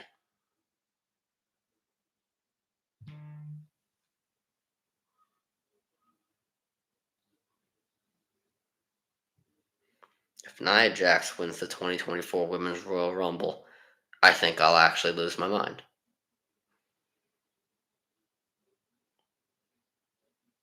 Second and 8 coming up now. Nixon in motion. Penix to throw. He fakes to Nixon, then he goes over the middle to O'Zune, and he is able to get the first down. Michigan trying to fight him back, but with forward progress, they will give it to him. Another first down for the Huskies.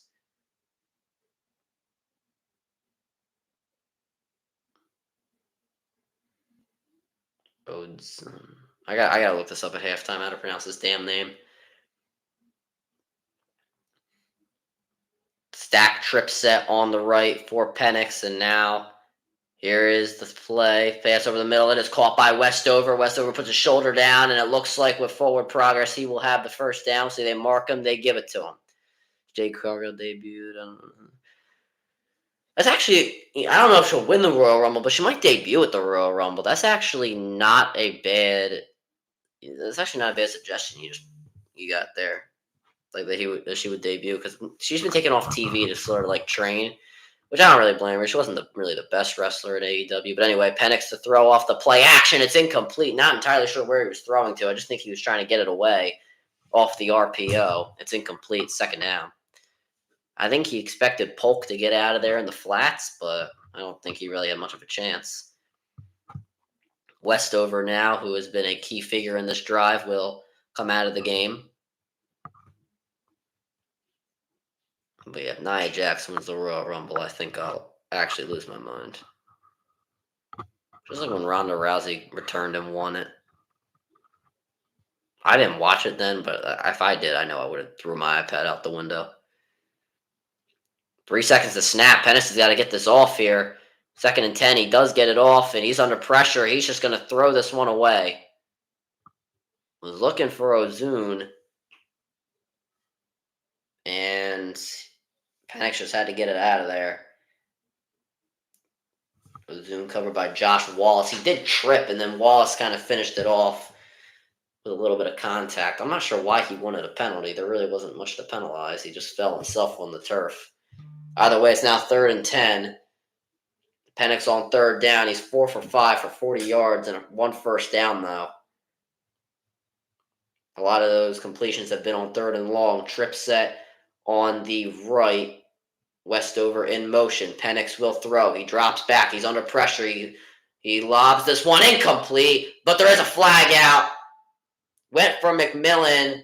Sainstrill.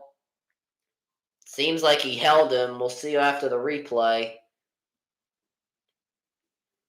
And Washington will get a 15-yard penalty, an automatic first down. And yeah, there's the call.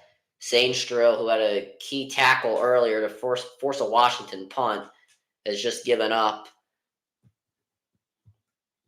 a penalty here. And yeah, you can clearly see him tugging at the jersey, pulling him back.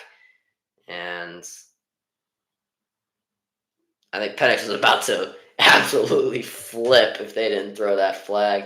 Oh, he had Ozune wide open over the middle, too. Lucky they got that. 1st and goal. All eligible receivers are on Penix's right. Handoff to Johnson. Tries to bounce to the outside. Now cuts inside. Johnson to the 5.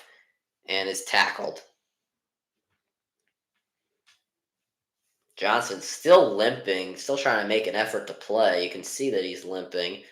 8 plays, 56 yards, 2:53 taken off the clock so far for Washington. And they're leaving Michigan with very little time left to score. They do know Michigan has 1 timeout. I think Harbaugh will come back to the NFL. I think so. It's either he's trying to ploy Michigan to give him like the biggest contract in college football coaching history. A toss to Johnson here. Oh, he had the outside, but he elected to go inside through the blocks, and Harbaugh uses his final timeout. Johnson could have bounced, could have rocker stepped and went to the outside, but decided to stay on the inside here. And I want you guys to look at this. And maybe the reason is because Page was there. But I do think if Bulow, if he could have made that block, Johnson could have went to the outside. So that could have been his fault. I guess that is his fault. He couldn't really get more while cutting it inside. I just think maybe if he would have rocker stepped, he could have leveraged his way outside. I'm not entirely sure. Final timeout used by Michigan. Good tackle by Page.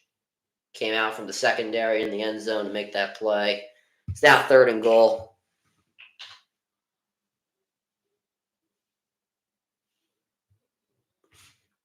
Now Belichick and Robert Kraft met Monday. Pair likely to meet again. Well, I guess Belichick's not fired yet. 3rd and goal. Ozuna in motion. Penix, he's going to take it himself. Penix is going to be short of the end zone. The clock will continue. The ball's at the 3-yard line. If you're Washington, do you use that final timeout to talk this over? Question you got to be asking. I don't think they will. I think they're just going to go for it. Because that has to be 2-down territory. The fact that you didn't pass that, yeah, they're going for it. The fact that they didn't pass it is just like, it just tells you it's 2-down territory.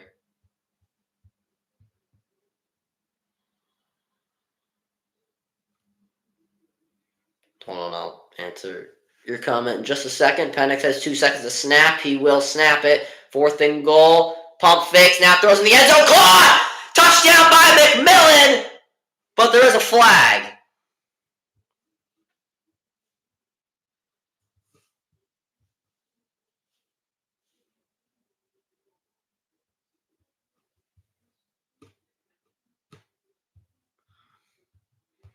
Sean Payton can be traded for 2 first-round picks. For a first-round pick. Bill, yeah, I definitely think he's worth 2. Let's see. Holding on the defense. This penalty will be declined, and it will stand a touchdown for Washington. They are 100% in it. Jalen McMillan, a 3-yard touchdown. He has been a factor in this game. 11 plays, 61 yards, 4:01 taken off the clock. He has 42 seconds remaining. And this field goal attempt here, or PAT try, will make it a 7-point game. Michigan still has the lead, but Jalen McMillan putting this receiving core on his back today. Washington's first touchdown. I want to see the coverage here. So you got a lot of one-on-ones. You got 2 safeties in the end zone. You have a linebacker coming in on the blitz, which could have caused this throw. Yeah, that linebacker coming in. Good eyes by not by McMillan, by Penix to see that linebacker come in. He was patient, waited for Colson. You see Colson there just kind of waiting for a second, waiting for those blockers to kind of get set on their blocks or assignments, and then as soon as Colson came in, Penix pulled the trigger. That's great concentration there. That's great awareness. And that's just what Michael Penix does.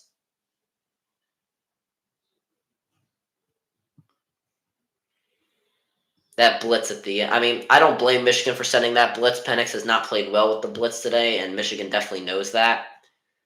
I just think leaving the middle of the field open might not, obviously, is not the greatest idea in the world when you're playing against Michael Penix, whether if he struggled or not. But it was a risky move that just didn't pay off. If it would have worked out, then we would have been praising them. But the fact that it didn't work out, we're criticizing them. So that's really how it is, and that's kind of the way you're gonna get it.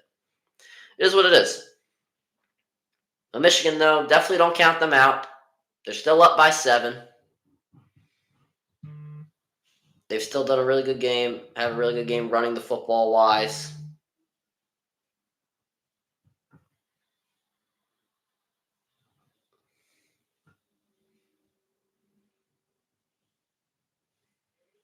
First and 10 by McCarthy. Throws over the middle. This pass is caught by Loveland. Loveland gets past the 40.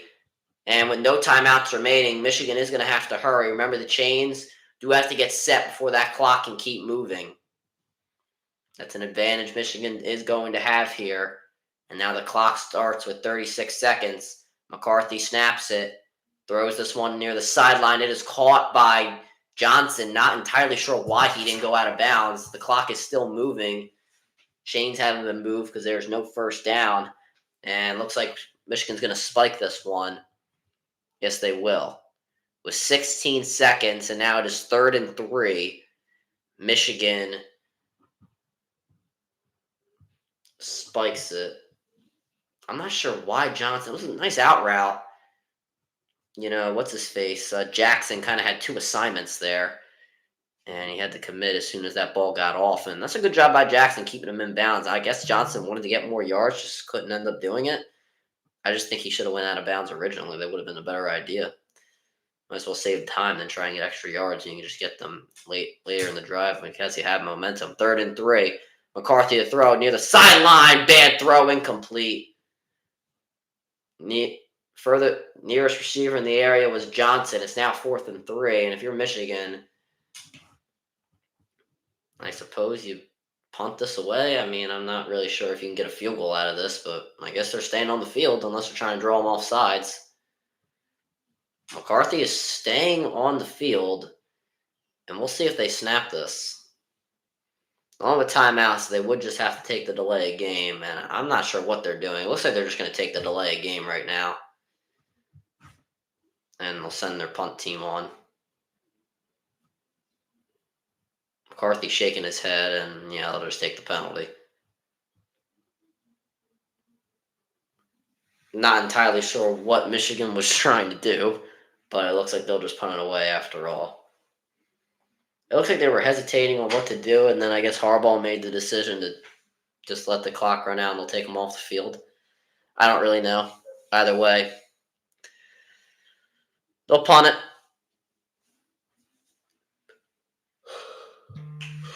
Oh, boy. All right, so see what Penix not probably going to do much in 12 seconds. I would assume they were just going to kneel it down. Here's the punt.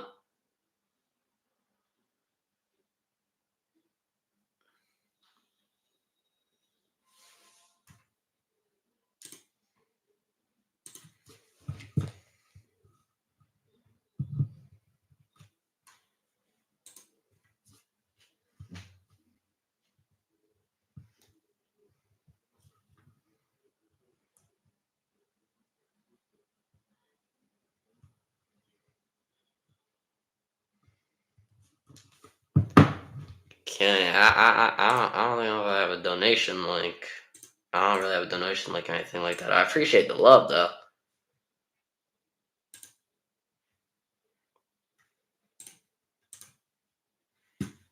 I do appreciate the love. And Penix will just take a knee. Nah, I ain't got nothing like that, brother. I appreciate the love, though. I ain't got like none of those sort of things. If I ever get a donation link, I'll just put it out there. All right, we're at halftime now. Washington will receive the ball in the second half. Appreciate the love from everybody tonight. What are your thoughts on the Washington? I mean, it's gone pretty well so far. I feel like there's been some nice plays going on. Michigan's running the ball pretty well. Washington, they got that touchdown at the end of the half, made it a little more interesting. We'll see what happens in the second half. Washington's going to get the football, see if they can tie the game up. I think they can do it. But we will be back for the second half. Our little break comes now, and we'll be back for the second half.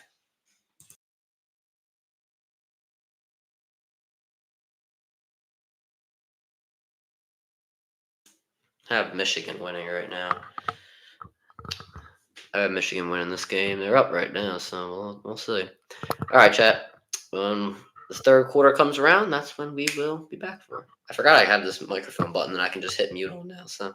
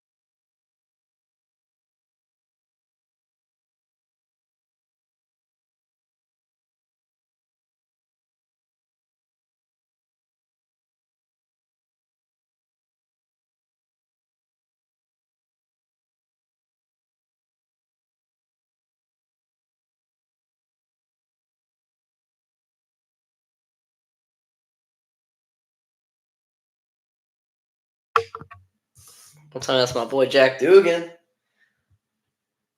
Alright, we back. Don't tell me that's my boy Jack in the chat, baby. Turn me up. Alright, we're back now. Ref screwed y'all. Damn. Also, the thing is with the Pacers is that they can't be stopped on offense, but they are terrible on defense. It's like actually painful. That was a long halftime.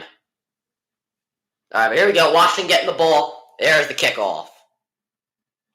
This one will go into the back of the end zone for a touchback.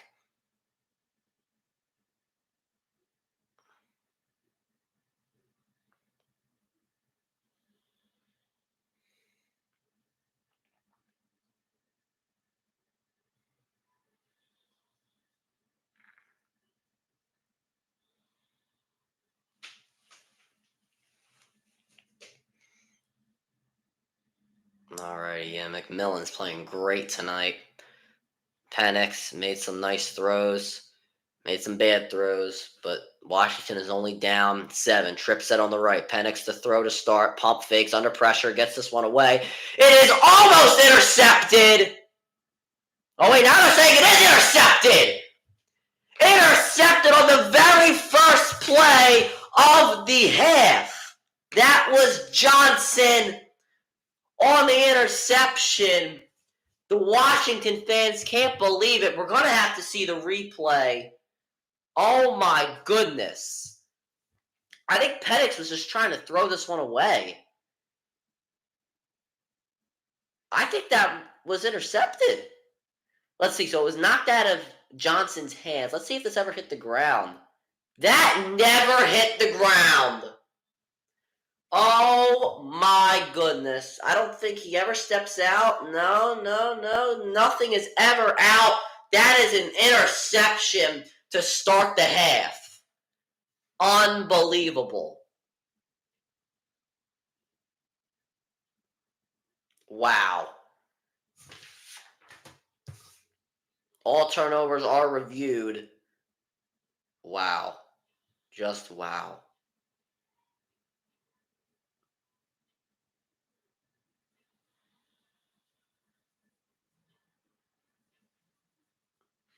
And we start off with a Blake Corum run who cuts inside and gains around 2 there.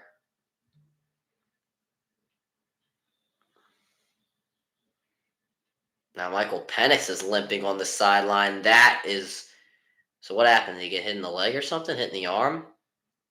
His finger maybe? Or his leg? I don't know. Leg, finger, something. Did somebody land on his leg? Oh, I think it was his leg. I think one of his linemen landed on his leg. All eligible receivers on the left.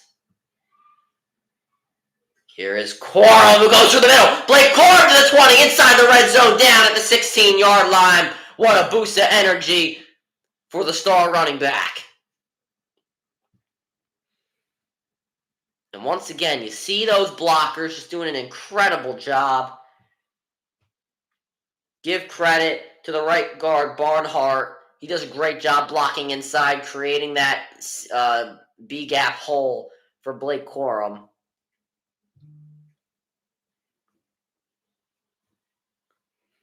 Pistol formation and either a false start or an offsides. Officials are going to have to talk about this one. It looks like it's going to be a false start. Yep, that's what it will be.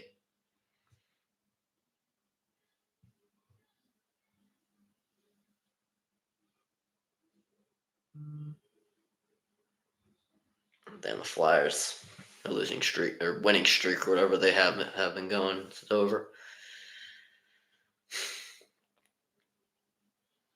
So yeah, false start on Michigan. 1st and 15 now.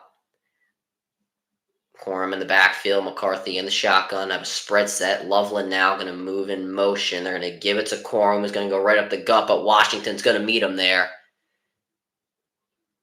Also, guys, a good time to announce the CR7 podcast. 7:40 a.m. start tomorrow, Eastern Time. It will be posted on YouTube right after and during. Obviously, it'll be there during the stream, and then obviously it'll be there after as well. So if you guys want to take a listen to that, make sure you guys go listen. And Washington called for a false start again, and it looks like they're going to get it. Another false start going to be called on Michigan.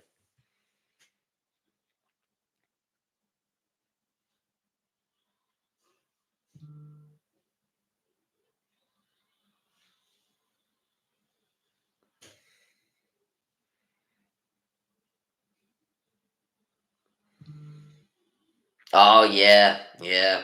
Henderson, the left tackle.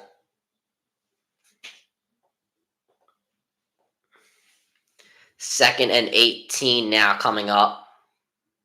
Loveland in motion. McCarthy will throw this one. It is batted down at the line of scrimmage, incomplete.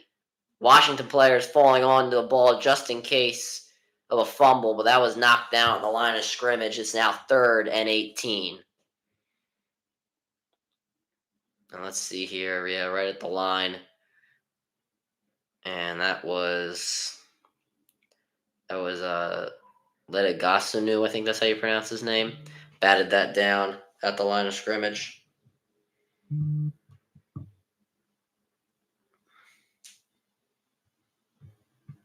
Michael Penix is having his ankle evaluated right now. 3rd and 18. McCarthy to throw under pressure. This one over the middle, caught by Loveland, but is tackled by 3 guys immediately. That'll bring up 4th down. So Michigan does have a chance for a field goal here. But unfortunately, after the interception, they could not come up with a touchdown. Good pressure there. Good inside rush.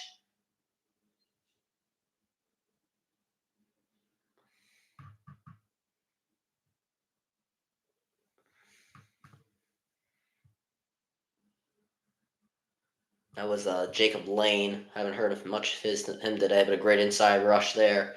Got the fresh legs, 38-yard attempt. The kick is up, and the kick is good. That will put Michigan up by 10 with 11:55 remaining in the 3rd quarter. Michigan up 20-10.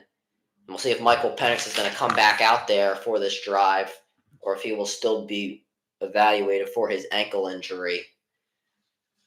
They got to think quickly. They got to work quickly because they're coming back on the field.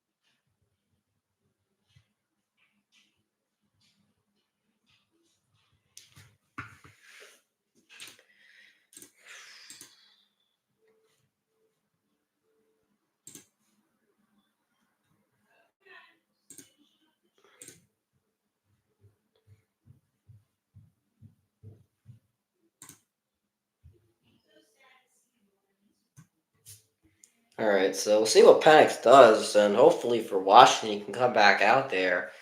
I guess Dylan Morris, who's the backup quarterback, will get out there if Penix is not ready to roll.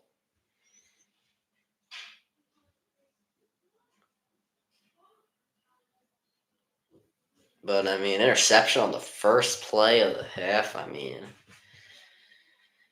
come on.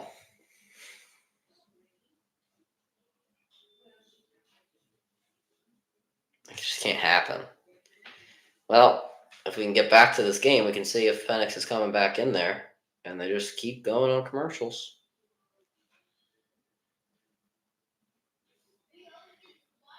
We'll see. Goodness gracious.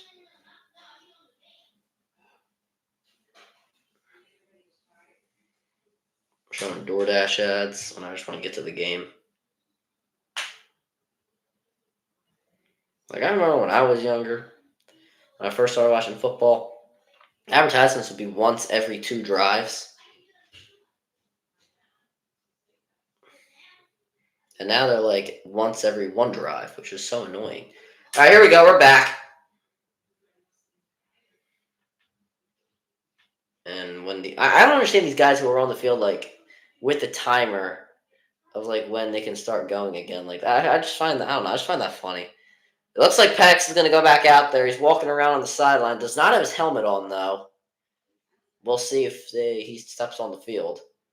Here's the kickoff. This one will go into the back of the end zone for a touchback. 11:55 remaining. It's a 10-point lead for the Michigan Wolverines. And if Washington wants to get some of that momentum back, they're going to need Penix, who is back on the field, playing at a high level. Not like that first play. I don't understand. If he was just going to throw that away, why did he lob that?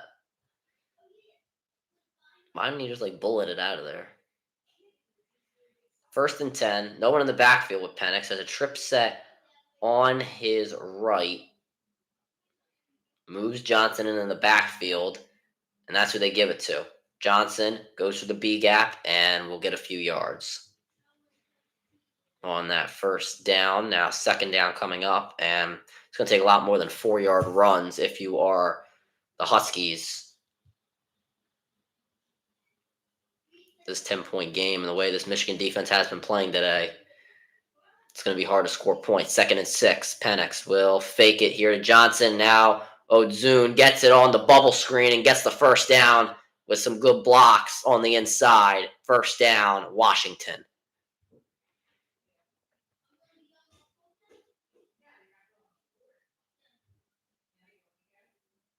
Good bubble screen. Westover out there as well, making a nice block on Johnson, who had the interception. Does a great job getting physical. And Odzune does a great job getting to that outside. Play made there by Westover. Give him a lot of credit. So 1st down for Washington. Odzune, 4 catches, 43 yards tonight. Penix dumps this one off. And getting the 1st down and more to the 50, bulldozing his way to the 48-yard line is the backup tight end, Culp. And now he gets thrown out of bounds, and a penalty flag is thrown after the play. This is going to be an extra 15 yards added on to the 13-14 that Culp was able to get. That was Page there who pushed them out.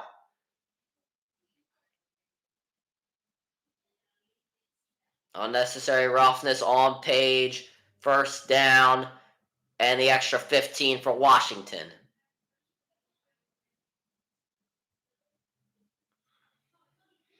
I don't know why he pushed them based on most 18 right now. I mean, they can score. You got to give them credit. They can score the basketball, I guess, even without what's-his-face, Halliburton.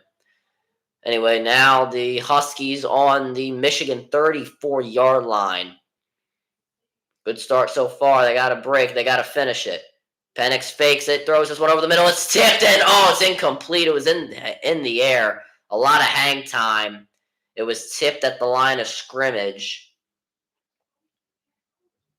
And that one is incomplete. I believe that was Grant, who had the sack earlier in the game. Has played a really good game here. Now Washington already at the line. Michigan doesn't even know their defensive play call. Trip set on the right.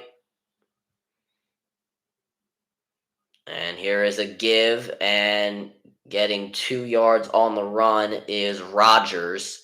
That'll bring up 3rd down.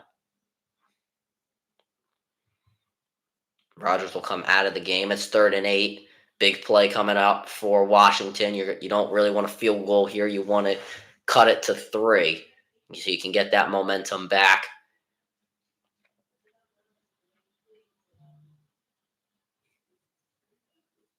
John Morant's having season-ending surgery? Oh, damn it. Now I got to get a new fantasy player.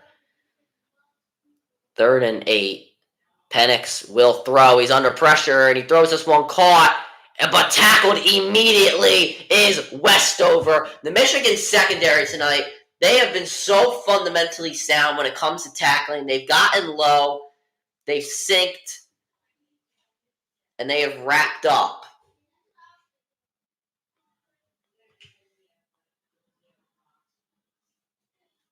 Very nice tackle made there by Stewart, who is the linebacker, but still playing in the secondary, made a nice play. And now Gross, who made one from 25 yards, now has to make one from 45. For a college kicker, this is a long one. To cut it to 7. Good snap, good hold. Kick is up, and the kick is straight through. This one is a 7-point game. 20-13. Michigan leads with 8:58 remaining in this third quarter. I can't believe John Morant's actually out for the year.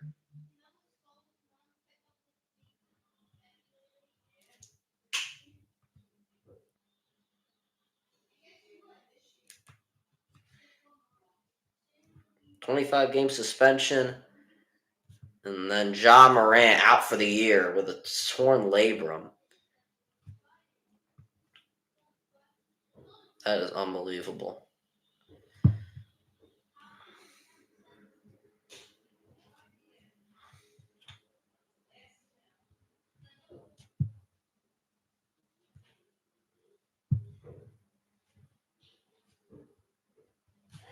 I just got it about Ja. Look on Twitter. Look at Woj's Twitter. Look at everybody's Twitter, actually. It's all over. My phone just blew up. I'll repost it on my Twitter if you want. Or, actually, I'll just probably do it anyway. Yeah, just repost it on my Twitter account. X Twitter, whatever you want to call it. If you guys want to go check that out.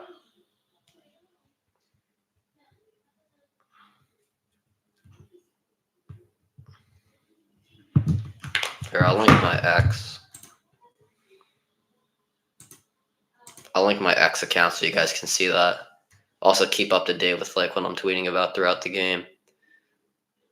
Hold on. I don't have to log in. I don't remember my X password. I have like a thing of like all my passwords.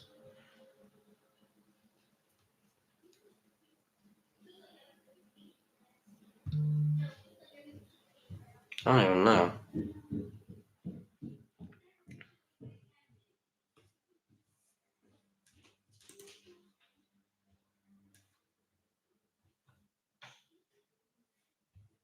Okay, I don't even know. I don't know why it's not working. Nah, it's on there. Morant out for the year. I would show it on my camera, but I think that's copyright. Shams Charania, Bleacher Report, it's everywhere.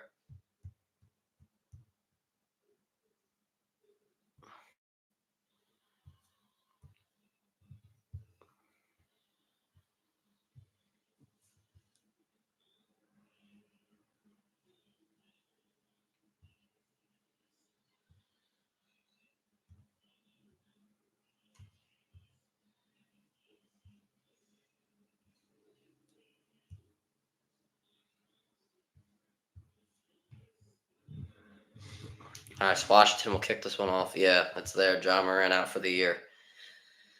I don't know if I'll make a video on that. If I do, I'll make one on Wednesday.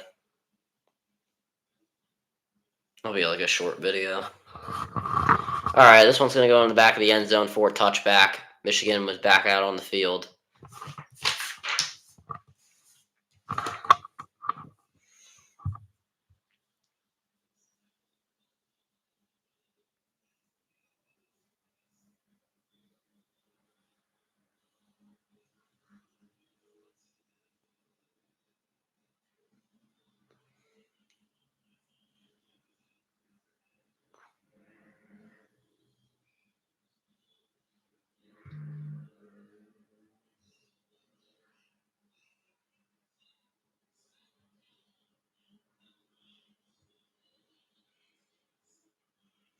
All right, so now 2 men behind McCarthy, Mullings and Edwards. Now they move to the side of him, and they'll give it to Edwards, who gets to the outside. Edwards, 5-yard carry. Solid gain there. I see Edwards doing a really good job bouncing to the outside. You got to give him a lot of credit for that. Very shifty back. I think coming into this game, he was the most underrated back in college football.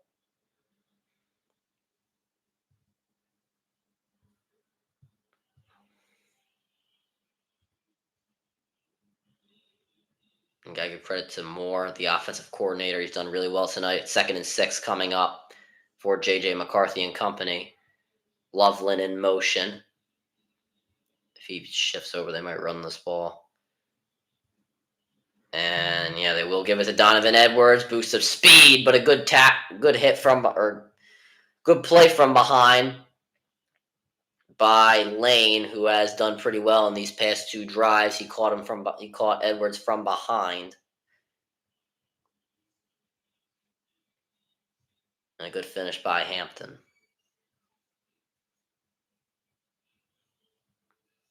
3rd and 2, big play coming up. Michigan 0 for 5 on 3rd down. This time they have 2 yards to go. We'll see who they give it to. They give it to Corum, and he is stopped behind the line. Michigan can't get it done. Burner on the tackle for a loss. Hey, look at this here. Washington sends everything. Great job filling the gap by Burner. They have not done the best job filling gaps tonight on the running backs, but they get it done there, and they're forcing Michigan to punt. And they have a chance.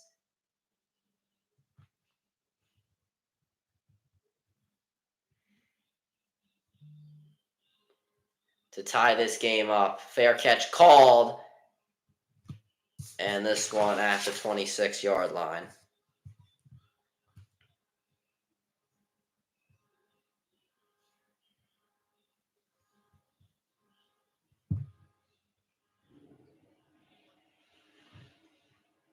Oh boy, we got a game on our hands. One more touchdown, and we're tied.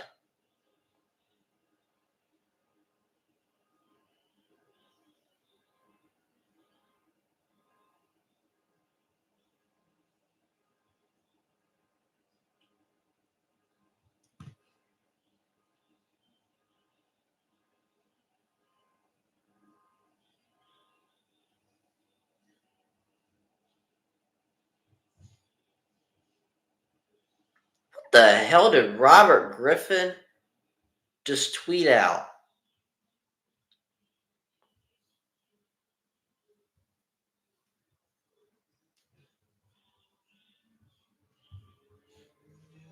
What the hell? Robert Griffin III? Oh my.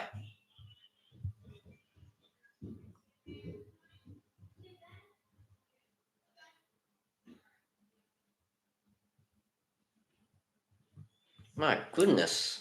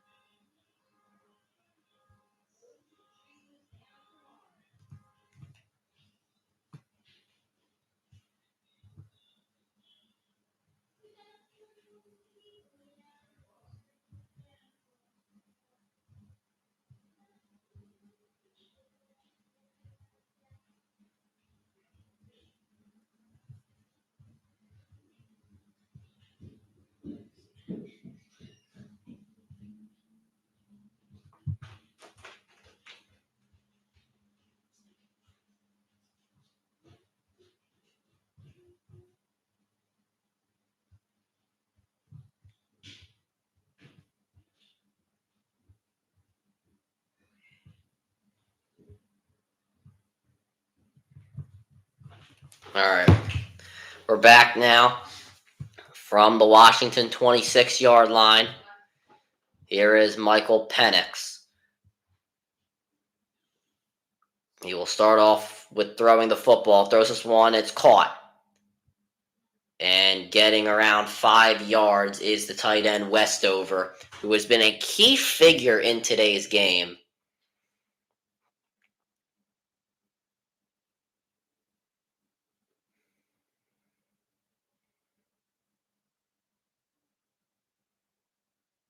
Penix, 17 for 27, 159 yards, a touchdown, and an interception.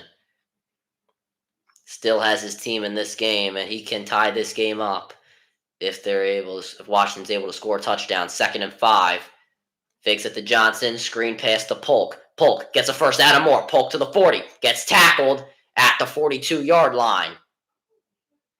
Jalen Polk, haven't seen much of him tonight, but he gets a key first down for Washington there. Good job with the play calling, motioning him out. Michigan didn't budge. They know that Michigan's not going to budge on Washington's motions just in case there's a run. I feel you. But just stuff. They know Michigan's not going to budge. They're very disciplined with not moving off of motion.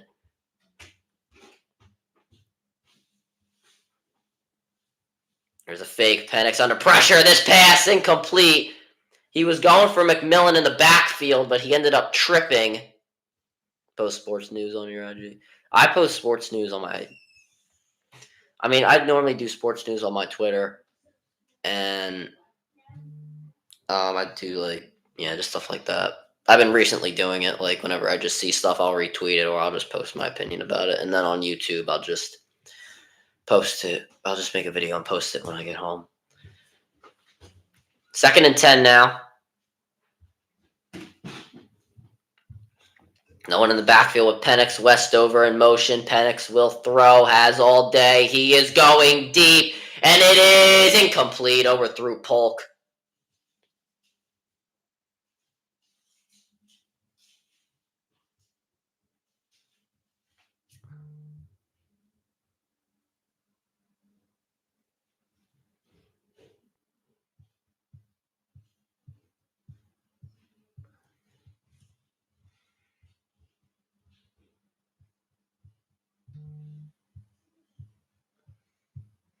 Third and 10 now. You would hate to see Washington get one first down and not get anything after. Here is Penix to throw, and he just throws it in the turf.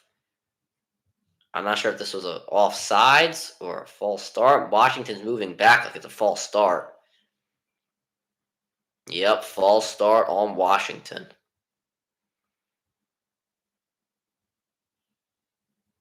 Man, oh man.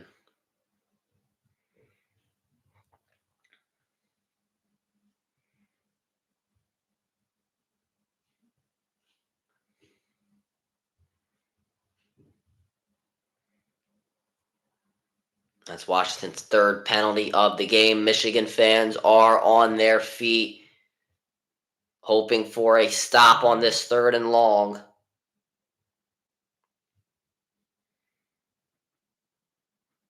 Michigan's showing pressure. Penix has not done well against it. They don't show it. Don't play as much. Penix is going deep. It is incomplete. He went for Ozune, and it falls incomplete. Good coverage there, one-on-one. That was by Johnson, the corner. He has an interception today, and the ball, pretty uncatchable. Ozune would have had to one-hand it and get at least 1 foot in while falling out of bounds. And Washington, once again, is going to be forced to punt. He's seen that happen. Yeah, I know. That's what I'm saying. Suspension and all, obviously we know what happened. We don't talk about that here, but, and then the towards labrum and all. This punt, though, from Washington is bouncing far and farther all the way to the 7-yard line. The punts have not been long, but they have definitely bounced far tonight for Washington. But I think that's the least of their concerns. They need to stop right now as Michigan gets the ball back. See if Michigan can add to their lead. I think Michigan does need to add to their lead because I'm not really trusting my defense against Michael Penix in crunch time.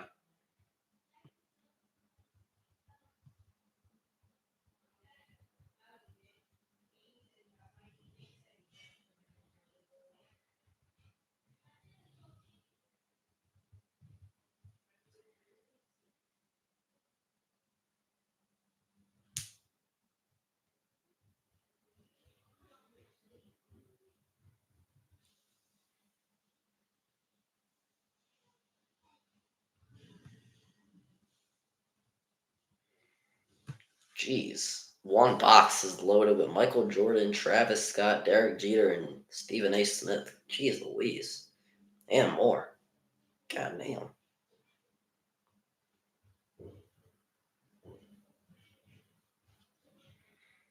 National championship, a big attraction tonight.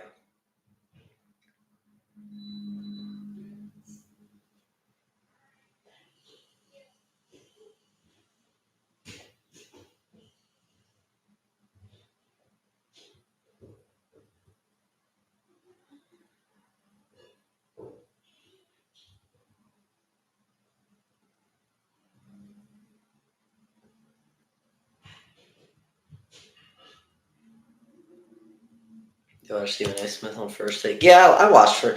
I mean, here's the thing with Stephen A. Smith. I think that obviously he's a little outspoken.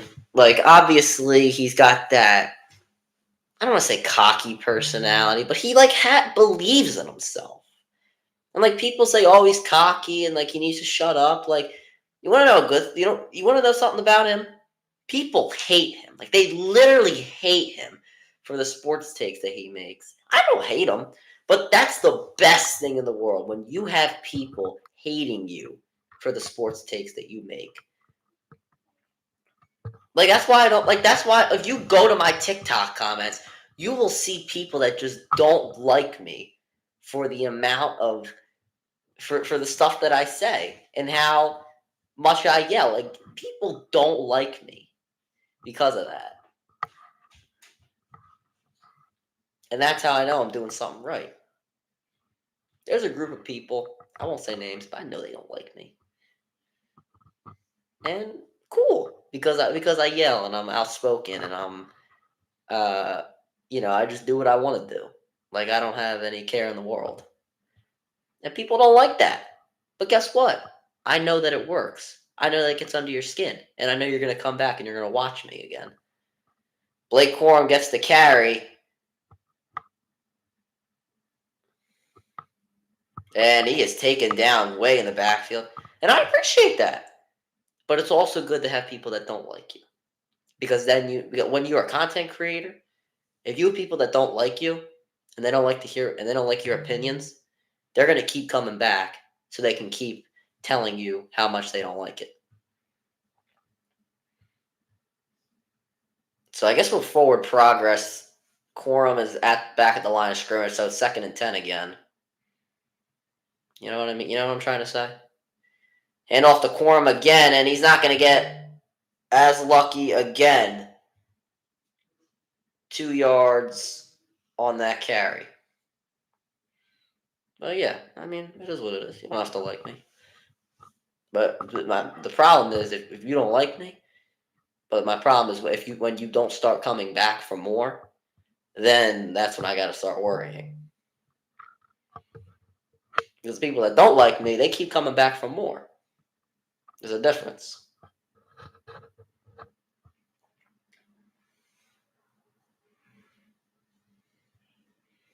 Third and 8. McCarthy will throw.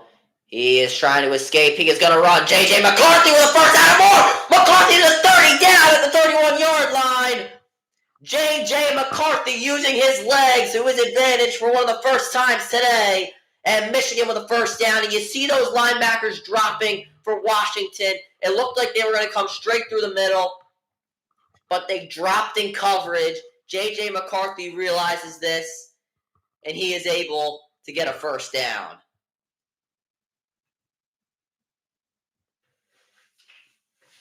at the 31-yard line. McCarthy going to keep it himself again on the option. McCarthy with a first down again. And these options today, these read options have done a really good number for Michigan tonight. I mean, look at this, the fake. And they're getting Washington to bite every single time. McCarthy using those blocks. And what did I say in the preview video? They have to get to the outside. These guys can block. Loveland, Johnson, Roman Wilson, these guys are good blockers.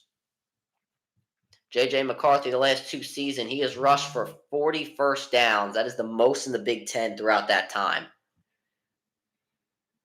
Here's a pitch to Edwards. He cuts inside. Edwards with a solid gain there on first down.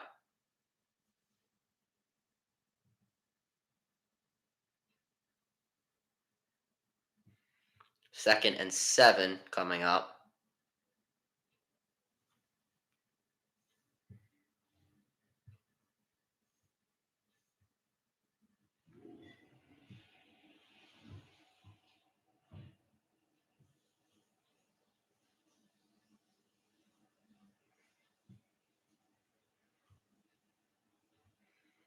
And here's a bubble screen, but take it down in the backfield immediately is Morgan.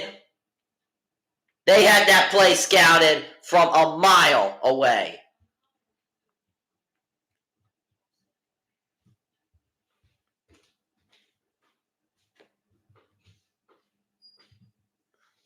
What a hit.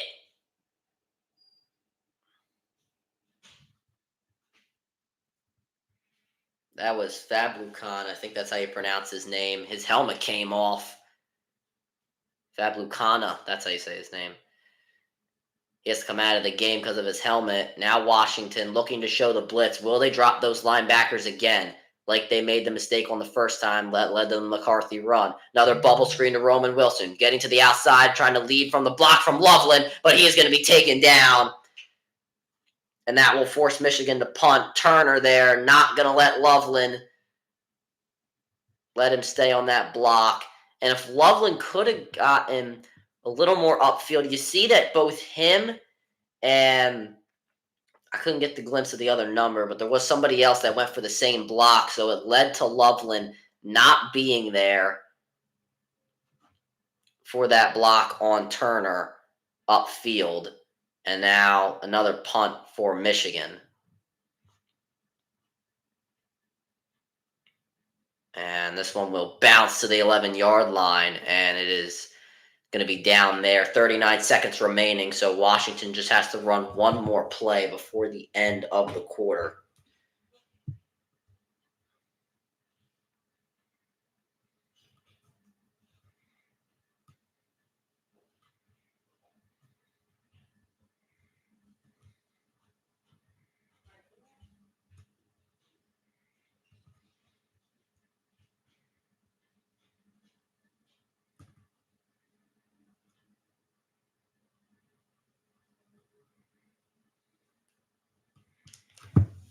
First and 10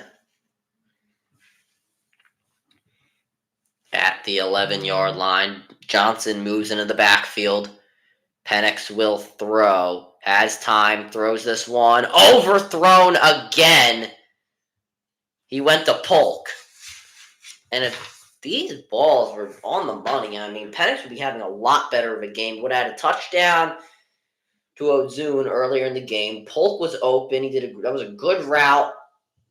Got in between the defenders. The safety picked him up late.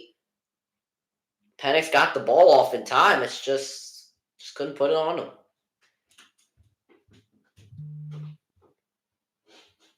Penix to throw again. This one caught. And now what a move to cut inside and getting the first down is Westover.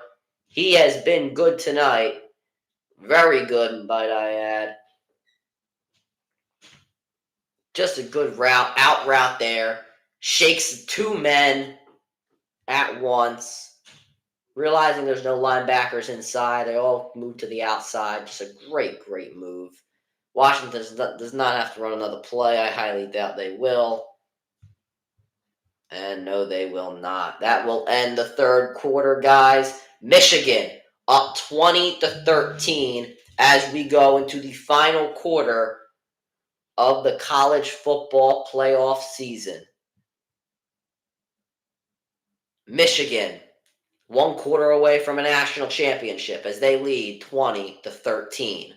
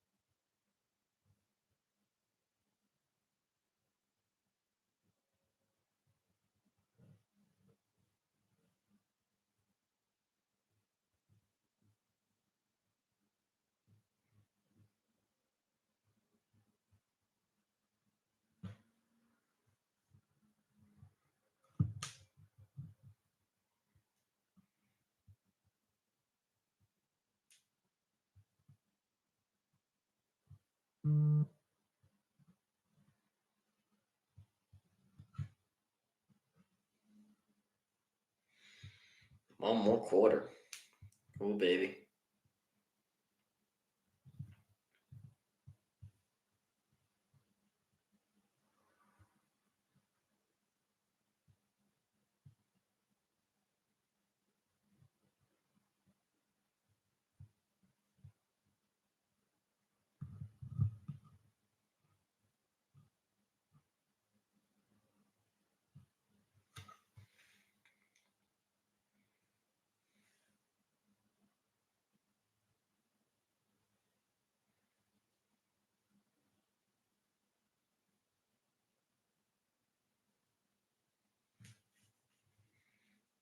Boy, oh boy.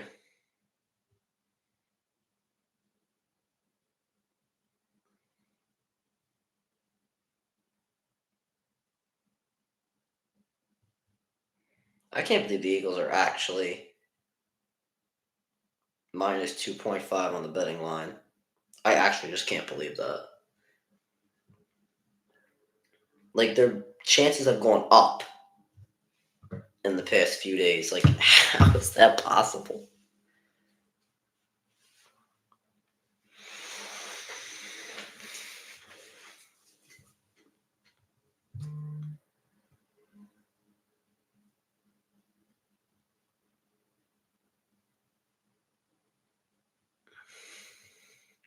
Penix, we can forget about the mediocre game that he has had if he is able to win this national championship and drive down this field. Hand off to Johnson to start.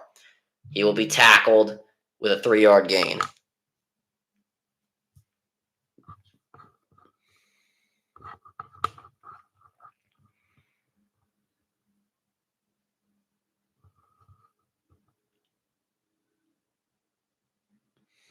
Second and 7 coming up.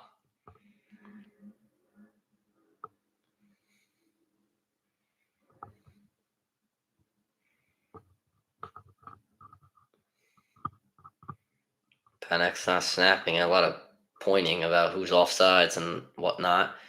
Penix will throw on 2nd and 7. Gets this one out quickly. Caught and tackled is the receiver McMillan, who's had a really good game, but also a man who's had a good game as well is Johnson. Another tackle for him.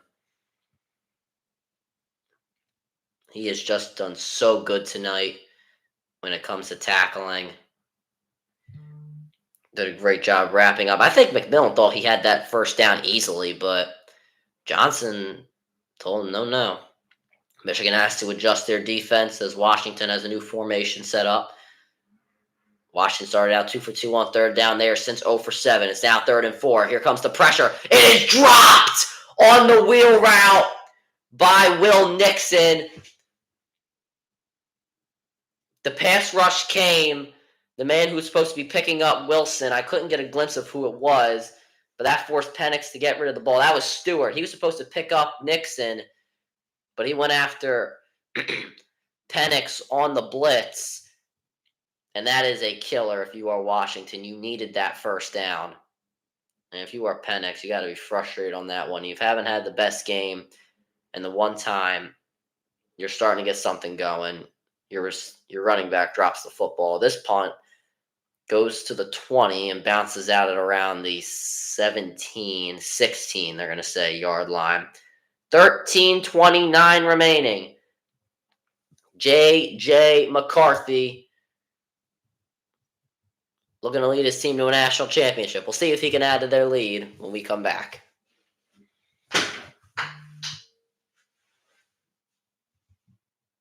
In a way, Seth Rollins is defending his championship against Jinder Mahal next week. What the hell?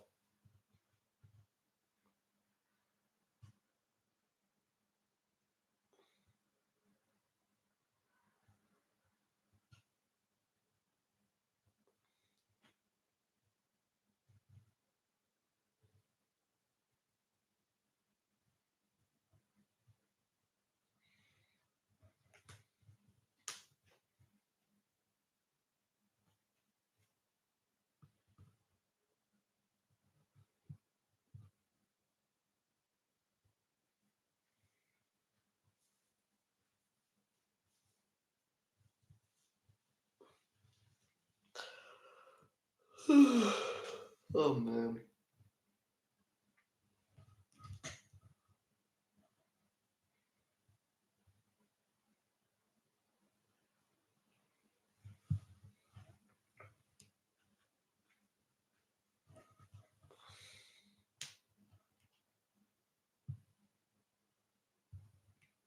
I have to start putting charging the Chromebook in a few minutes.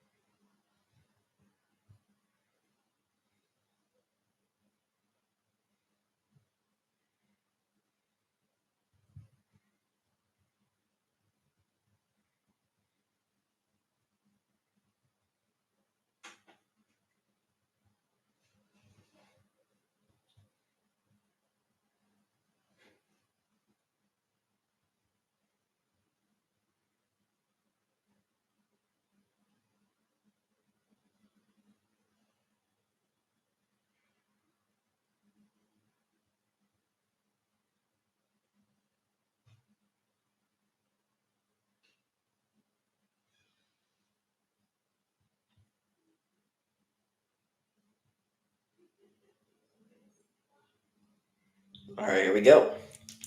Yeah, I saw this thing with McCarthy before kickoff. Imagine like doing your meditation stuff and like have all these cameras in your face 2.5 hours before kickoff. Like I honestly just find that weird. Like I'm trying to like get prepared and all that. And, like there's like 50 million cameras in my face. Like I don't know. I just find that odd.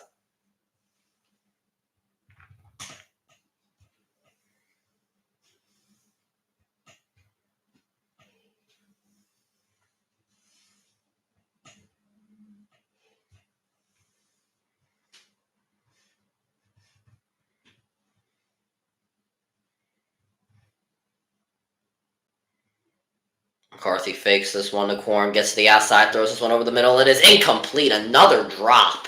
This time by Johnson.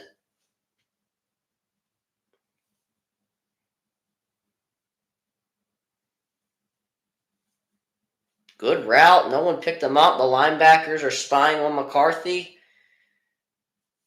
And just another drop. I mean, we've seen too many of these today. Be cool if this game goes to OT. That would be nuts. Loveland Loses an extra man on the offensive line. Handoff to Corum. Corum trying to cut inside. Gains around 5 there. That'll bring up a quick 3rd down. Yeah, let's go school tomorrow. Tomorrow's what? Tuesday? I don't know why I think tomorrow's Wednesday. I'm kind of stupid for thinking that.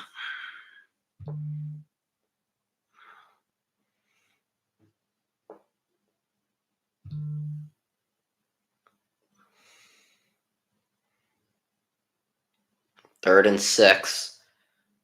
McCarthy tonight, 8 for 16 passing, 87 yards, 3 carries for 30 yards. He will throw, has to escape the pocket. He's being chased, and he is tripped up. He does gain a yard, but was tripped up behind the line of scrimmage. Still winter break? Are you kidding me? Still getting winter break? Damn, when y'all get off? When do you get off?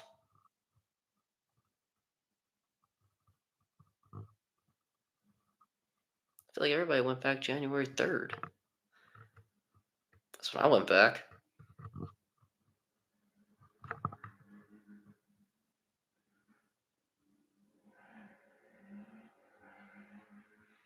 Fourth and 5. Here's the punt. January 10th. Damn. Oh, and a big hit on the returner Jackson. And now Michael Penix back out there again. He gets another opportunity to go score. January 10th. I think I have exams then. Yeah, do I have exams then? Wait a minute. I think that's the day before I have my exams. Yeah, the day before. Damn. When you get off, like, that's nuts. I would die to have that. I would kill. I think I would literally kill to have that. The amount of work that I got, jeez Louise.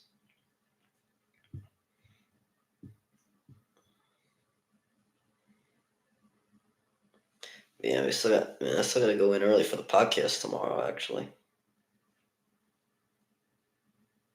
You got to be there by 7:30. Probably not even going to get out of there until, like... Favorite class that I take? I mean, I'm good at, like, English and stuff like that, so I like that sort of stuff. I'm good at speaking and, like, writing. I'm good at that sort of stuff. I'm not really a good reader. I really took interest in that, but I'm a good writer, so I like English. No, we don't take PE. I used to take it in middle school, but we don't have that. Which honestly, I'm not too sad about because actually, I don't know, if you want to take away one of my classes and put in PE, I actually wouldn't be too sad about it.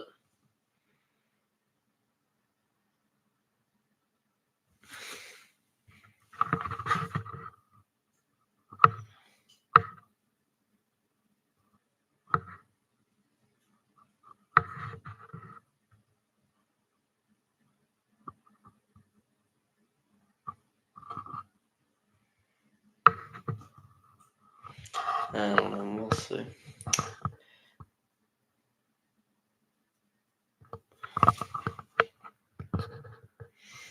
Yeah, these midterms are going to be killing me. You guys are going to see me like, I don't know why, I just accidentally hit the button. You guys are going to see me like half dead on like the days that I have exams. The good part is that we can come home earlier. The bad part is that I got 2-hour exams a day, except for next Wednesday. I just have one.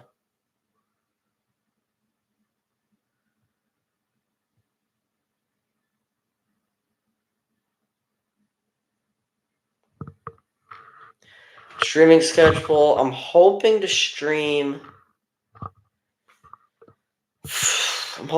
Saturday, Sunday, Monday. I'm not really streaming for the rest of the week. There's not really much else to stream other than this and the NFL games, so. And I don't really get into basketball until really like football season ends, just to stay focused on sort of, one sport. Penix fakes to Johnson to start, has all day. He throws, it is caught. Or nope, now dropped, incomplete. Polk had it, and then it was knocked out of his hands. Another incompletion. And that time it was Sabb. And another pickup late. You've seen a lot of that today from Michigan, picking up the receivers late, putting in that effort to make in, to force that incompletion. They're doing a really good job of that tonight. Michael Penix and his receivers just can't seem to get it going. Fake to Johnson. Penix pump fakes. He is going deep, and it is caught! Finally! By Ozune. A first down, and the officials are talking in the backfield with Penix. Oh, there's a flag. Holding on the offense right after Washington gets it going. The play gets taken back.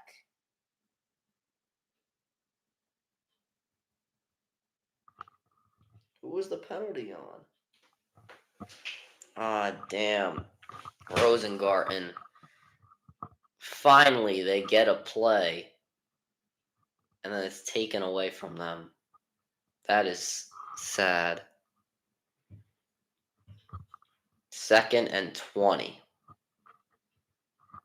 Fourth penalty of the game for Washington. Penix will throw.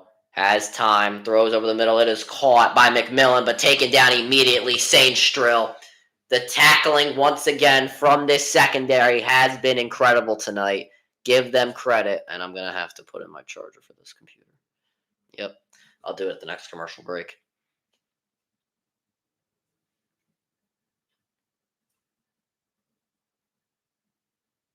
Third and 18. Sainstrill tonight. 5 tackles, 1 tackle for loss. Michigan fans on their feet. They are hooting and hollering. They want another stop. 3rd and 18 from their own 25. Penix fakes to Johnson. He will throw. He gets it over the middle to Johnson. Tries to break a tackle, but he cannot. It is Colson again. Another stop for this Michigan, and no offense can get anything going whatsoever. It has just been a defensive showing for both teams.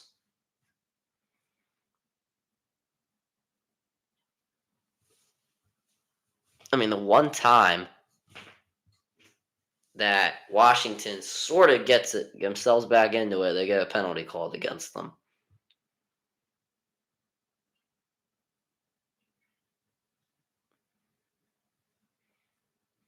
All right, here's the punt.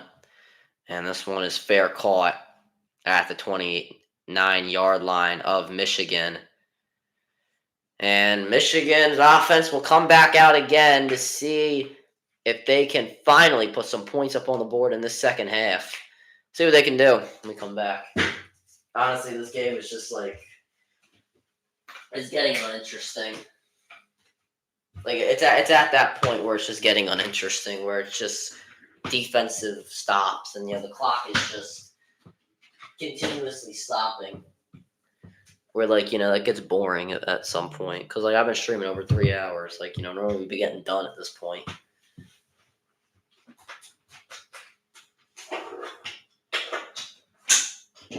Alright, we'll throw this over here. My phone's at 100 right now, so it's no worries about that.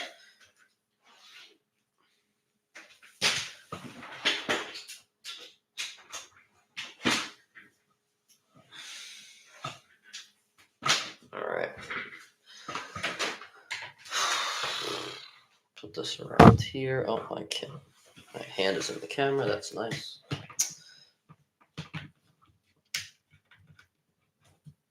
Please go in. Come on. There we go.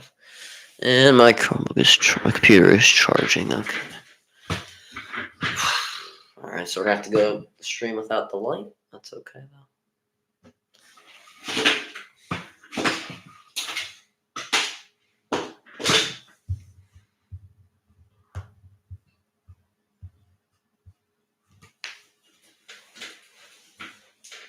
I mean, I bet you these advertisement companies are loving it because they get to play their advertisements a million times over.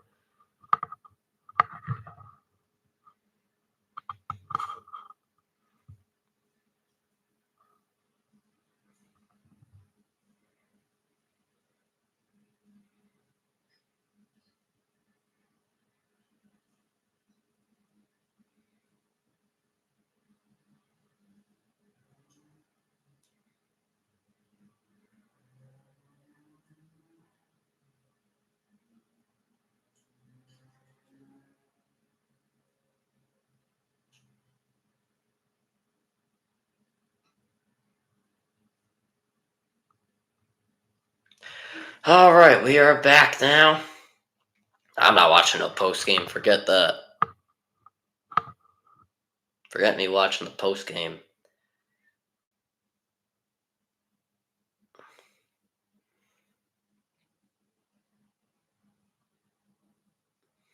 Now from their own 29-yard line, here's J.J. McCarthy, fakes it to Corum, throws it over the middle. It is caught by Loveland, who gets to the 50, 45, 40, to the 35, down at the 29-yard line. And Loveland gives the Michigan Wolverines some life. Not a good throw by J.J. McCarthy, but Loveland goes up and gets it.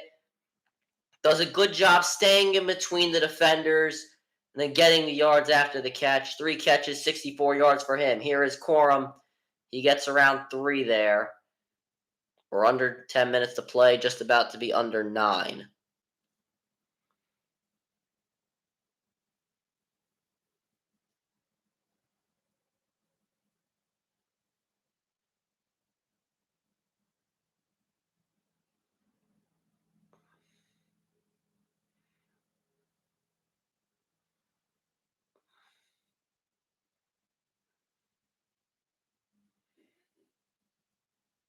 Second and 7. Mullings is in the game, and they fake a pitch to him. McCarthy out of the pocket, dumps it off in the flats to Roman Wilson. He gets the first down and more. Roman Wilson steps out of bounds with 8:27 remaining on the clock. Time is going to be the enemy for Washington if Michigan scores. And if you're Michigan, you got to think about killing time right now. Got to be thinking about the future while thinking about the present. I'm not entirely sure why nobody followed Roman Wilson. I'm also not entirely sure why that Powell, the safety, moved off of him. I would think that he would know that he's getting the football, or McCarthy was going to run. He could have taken out either one of them for a lot less of a gain. Corum in the backfield. They give it to him. Blake Corum tries a speed rush and gets around 3 there. Clock still moving.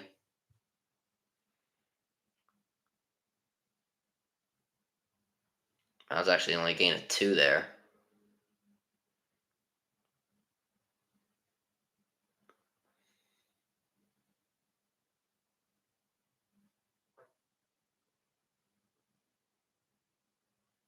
Second and 8 coming up.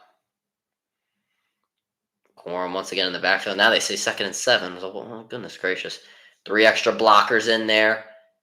They give it to Corum. Corum trying to cut inside. Blake Corum breaks the tackle. Blake Corum is in! Touchdown, Michigan!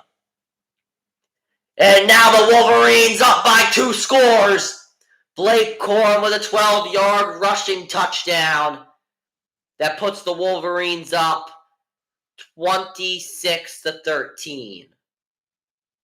5 plays, 71 yards, 2:35 taken off the clock. Washington has to start moving the football if they want a national championship. And you see those extra blockers in there. You're looking at the backup tight end, Barner. You're looking at Blake Corum cutting inside, letting the guys block out. And you're looking at Michigan barely making the field goal. It went off the upright into the net. And Michigan is now leading 27-13. You are right. That could have been the game, depending on if the Wolverines can get a stop. Great fake by J.J. McCarthy, making Washington think that he was going to take it. A lot of guys moved in, and the guys that were out were blocked. 7:09 remaining. Michigan up 2 scores.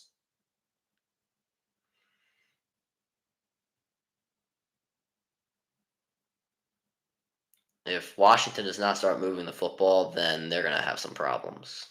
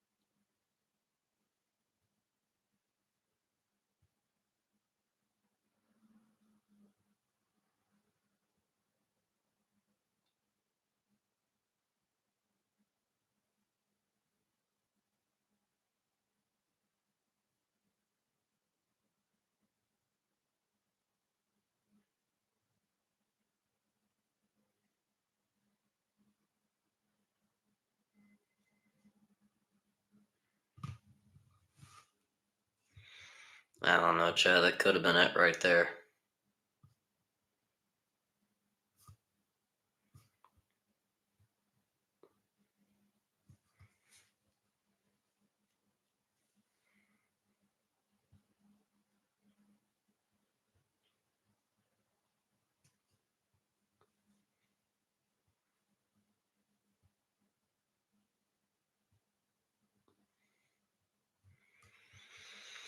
I don't know. I mean, it feels like that's just. I feel like that was just it. I just get that vibe because Washington just can't score for nothing.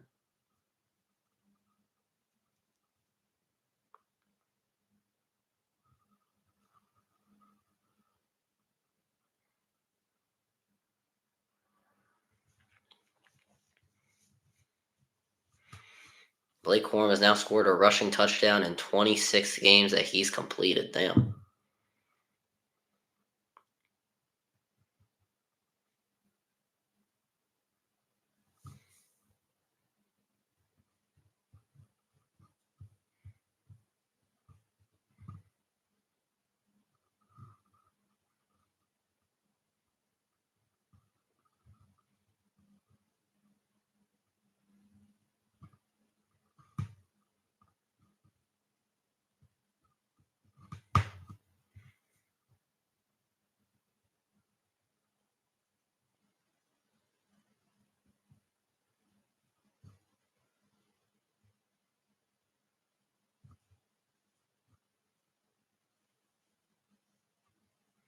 All right, so this next kick is a touchback.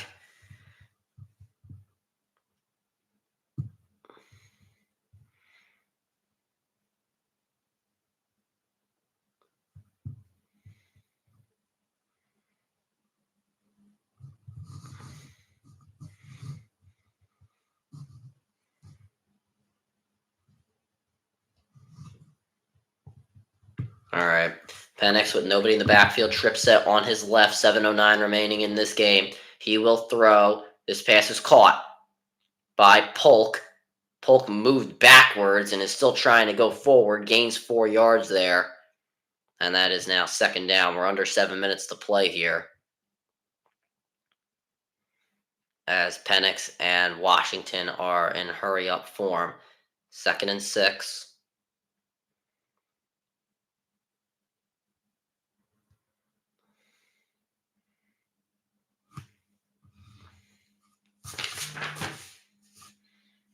Westover in motion, so is McMillan.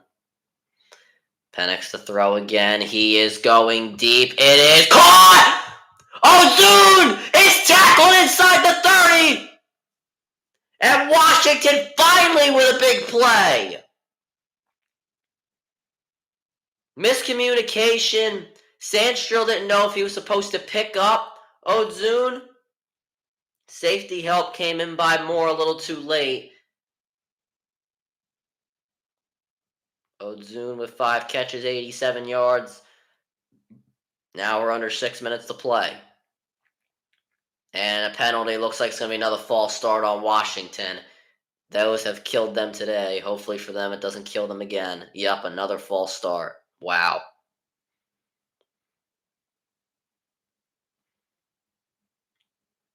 On Rosengarten, he's the one who had the holding penalty earlier.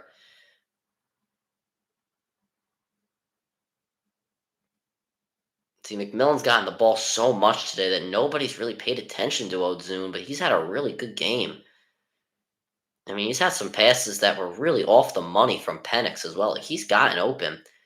A fake to Nixon. Penix steps up in the pocket, throws into the middle of nowhere. Could have been intercepted if safeties were a little over more. It's incomplete. 2nd and 15, and Penix was under pressure. And as we've seen throughout the game, he has just not done well with pressure. Grant was talking a little trash, saying how he would have got to him if he didn't throw that football, and he did knock him over a little bit. Kind of tagged his arm. Obviously, stakes are high right now with 5:37 remaining in this game. After that 5:37, we will most likely have a new national champion, depending on whether we see overtime or not. Nobody in the backfield with Penix, so he will throw. 2nd and 15 under pressure, throws. This pass is caught by Nixon, but he had to slide down to get it, so he will only get around 2 yards there. Clock still moving. That's something from Washington is you don't want, 3rd and long. You're going to have to go for it. This is 2-down territory. If I'm Washington, I'm trying a short pass here over the middle. You don't really want to go deep just in case you don't get it, because you have to assume Michigan is going to drop their linebackers and their safeties. Washington 2 for 11 on 3rd down, so their average yards to go is 10 on the dot. But right now it's 3rd and 13. Penix fakes it to Nixon. Has time. He throws this one. It is incomplete. Too high for McMillan, and he was covered the entire time by Sainstrill. It is now 4th and 13. And if you are Washington, what do? You are still down by 2 scores, even if you make the field goal.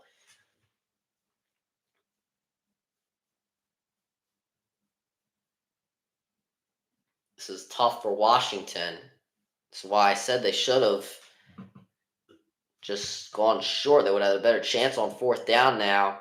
Michael Penix is going to have to come up in this clutch moment if Washington is going to try to win this game. Timeout called here by the Wolverines.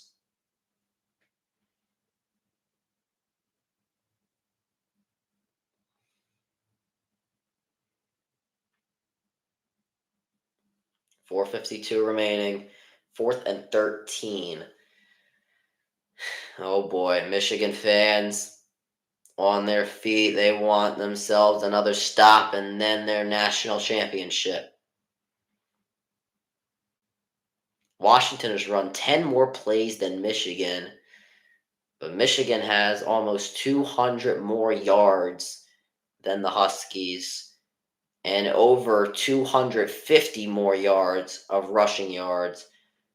Penix has more passing yards than McCarthy, but also Penix has thrown an interception.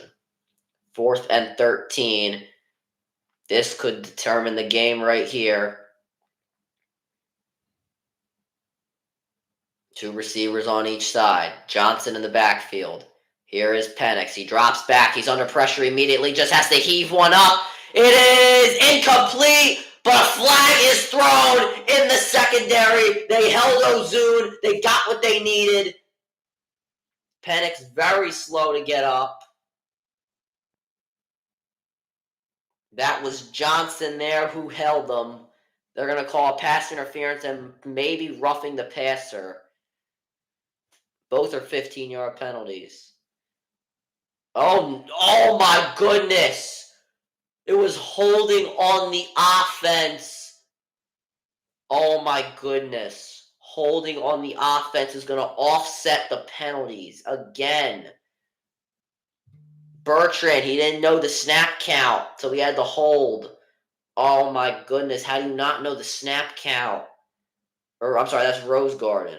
I don't know why I said Bertrand. What the hell am I talking about? I'm thinking of Michigan or something. Michigan got away with one. They got away with highway robbery because Rose Garden did not know the snap count. 4th and 13 again. Here is Penix. He fakes it to Johnson. He throws. It is intercepted by Sainstrill. Sainstrill to the 30, to the 35, 40, to the 45, 50, 40, 30, 20, 10. And is tackled inside the 10-yard line. The Michigan Wolverines with another turnover. And that could have put the dagger on the national championship.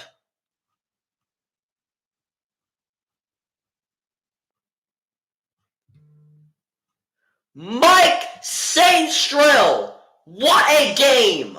7 tackles and the interception.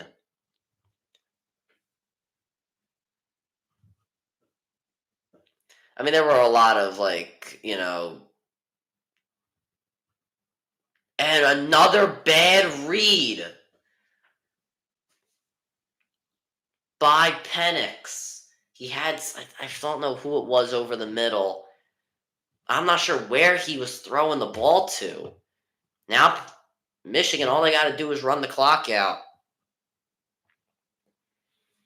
They don't really need to score here. They can just take the field goal if they want. But here's Blake Corum. He is fighting his way down to the 1.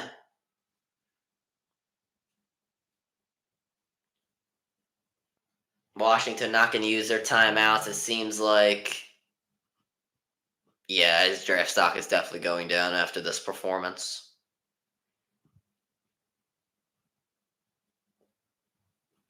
Sainstrill's draft stock is going up if he decides to declare.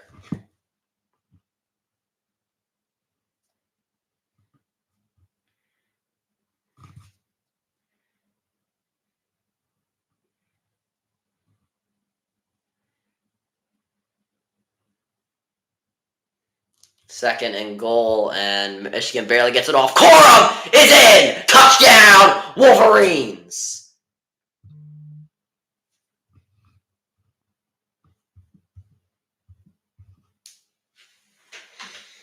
After the interception by Sainstrill, that will most likely do it. After the Blake Corum touchdown, Michigan now up by 20.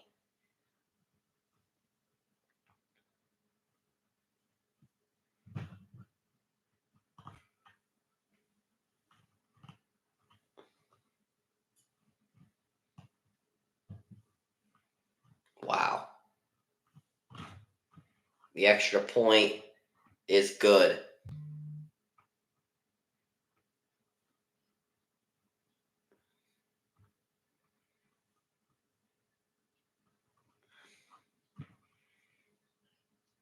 I don't know where Penix was trying to throw that ball in the interception.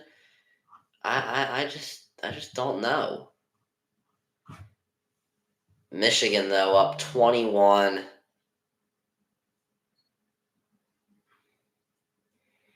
Defense wins championships is for sure when it comes to the Michigan Wolverines. What a game.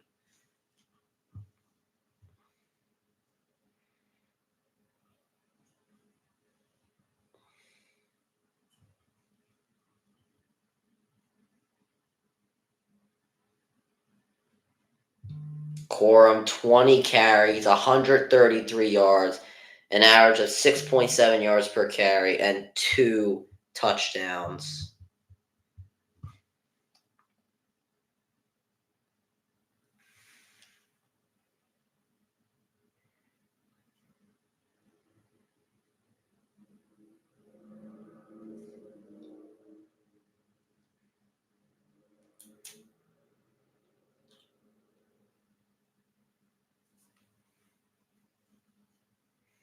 .331 remaining.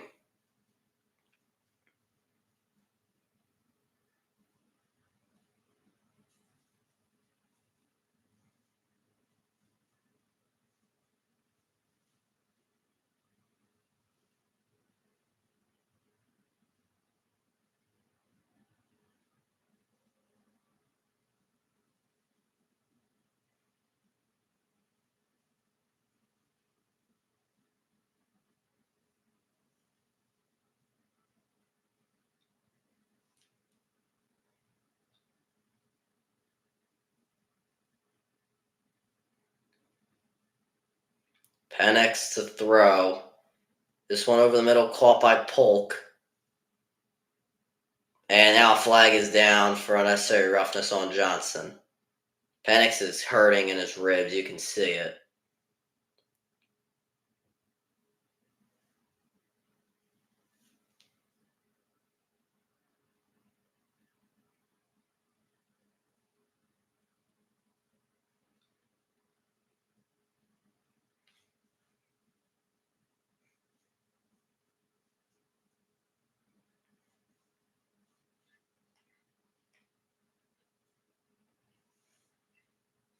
And now it's targeting on Michigan.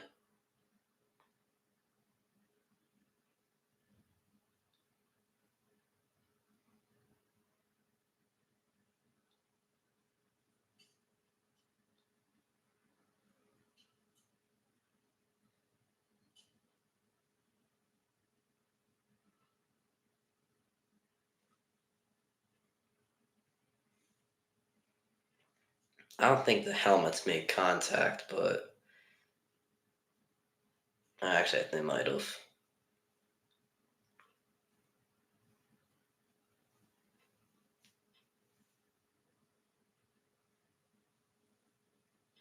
The review.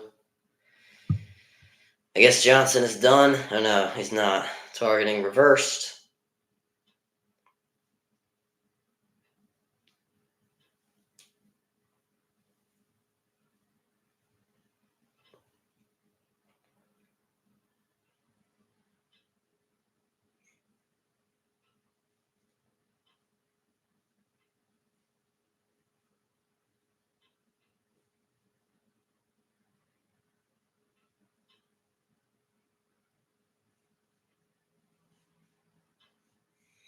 Second and 3. Penix over the middle, incomplete behind McMillan. Third and 3 coming up.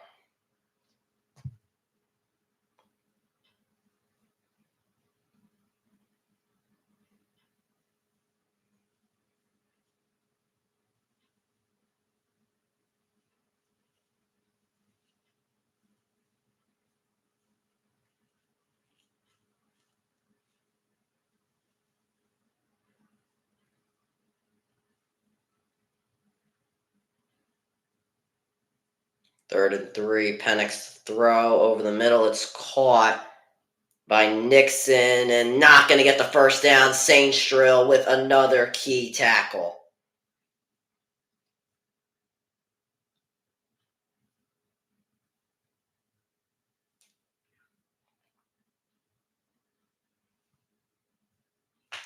Fourth and 1. Obviously, Washington's going to go for it.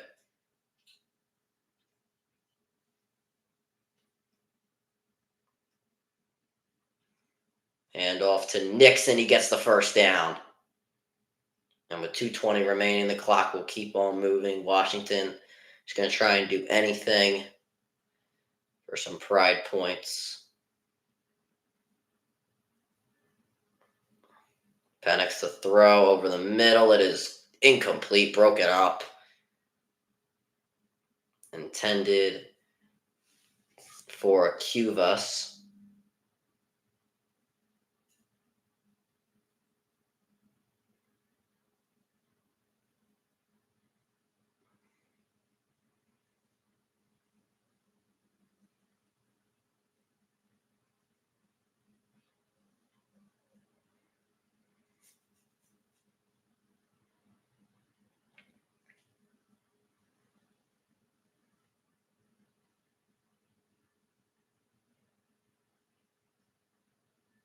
Penix drops back to throw again. He throws this one over the middle, incomplete. It's now third down. Michigan wanted that final interception.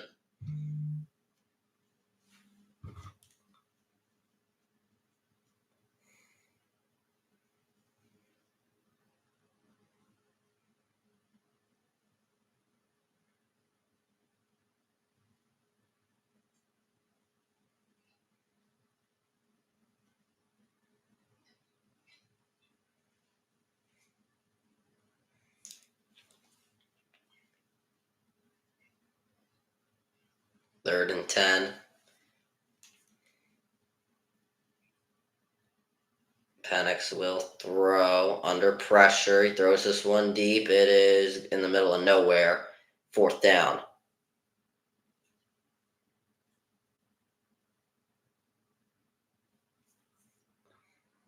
You see Penix is dying out there. Fourth and 10 coming up. This might be the final play of Washington's season.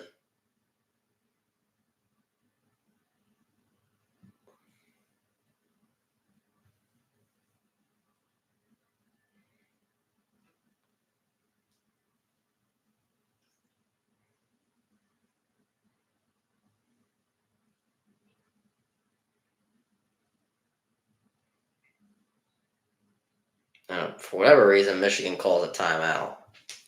Now you're just wasting our time.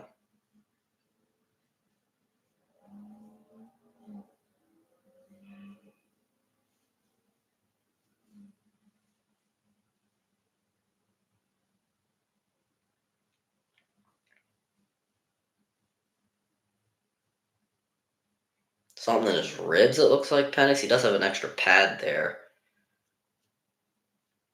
So I'm not entirely sure. 153 remaining in this national championship.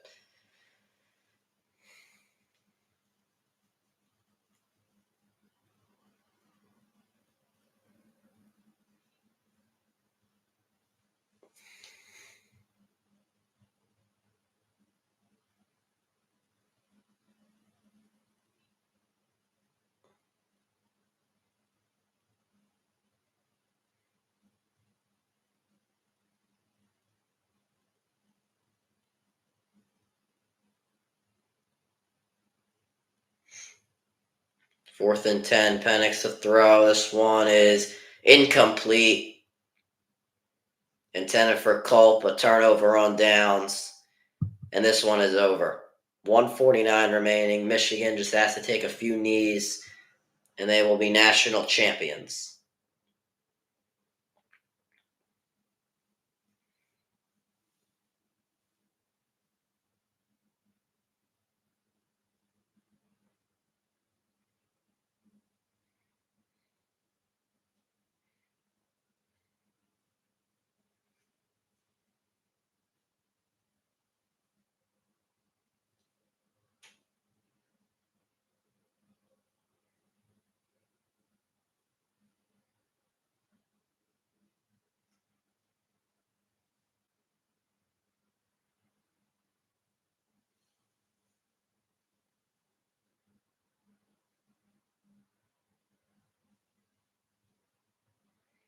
Hand off to Corum. He is brought down after around a yard or two. 140 remaining as the clock is running.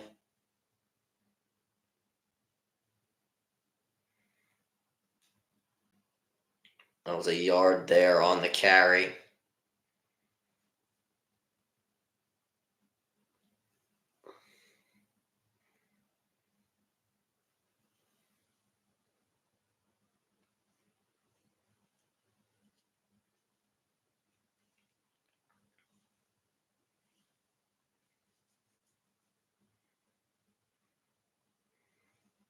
And now Michigan in victory formation. One more knee will do it, and Michigan will be national champions.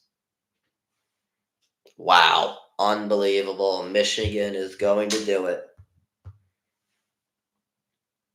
They're chasing Jim Harbaugh with the Gatorade. He overcame it all from the scandal earlier this season with the sign stealing. Still a 14-0 record this team was. And Michigan are your national champions.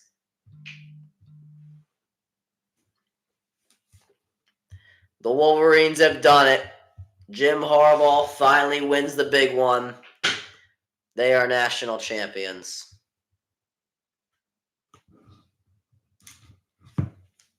What a game. Blake Corum, Donovan Edwards. The defense really showed up. The secondary with their tackling, interceptions, and just overall great play.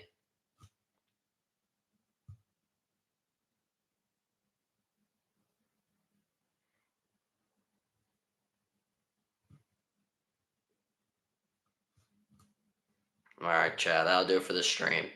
Make sure I subscribe to the post notifications on. Go subscribe to my brother, Linda Great Blogs. Make sure I subscribe to my second channel at Ryan the Cod Great. Make sure you guys go follow me on X at Ryan the Great RTG. Make sure you guys go follow me on TikTok at Ryan the Great RTG. Make sure you guys go listen to the latest edition of the CR7 podcast. And make sure you guys go follow me on Twitch at Ryan the Great Podcast. And as always, Ryan the Great out. Peace.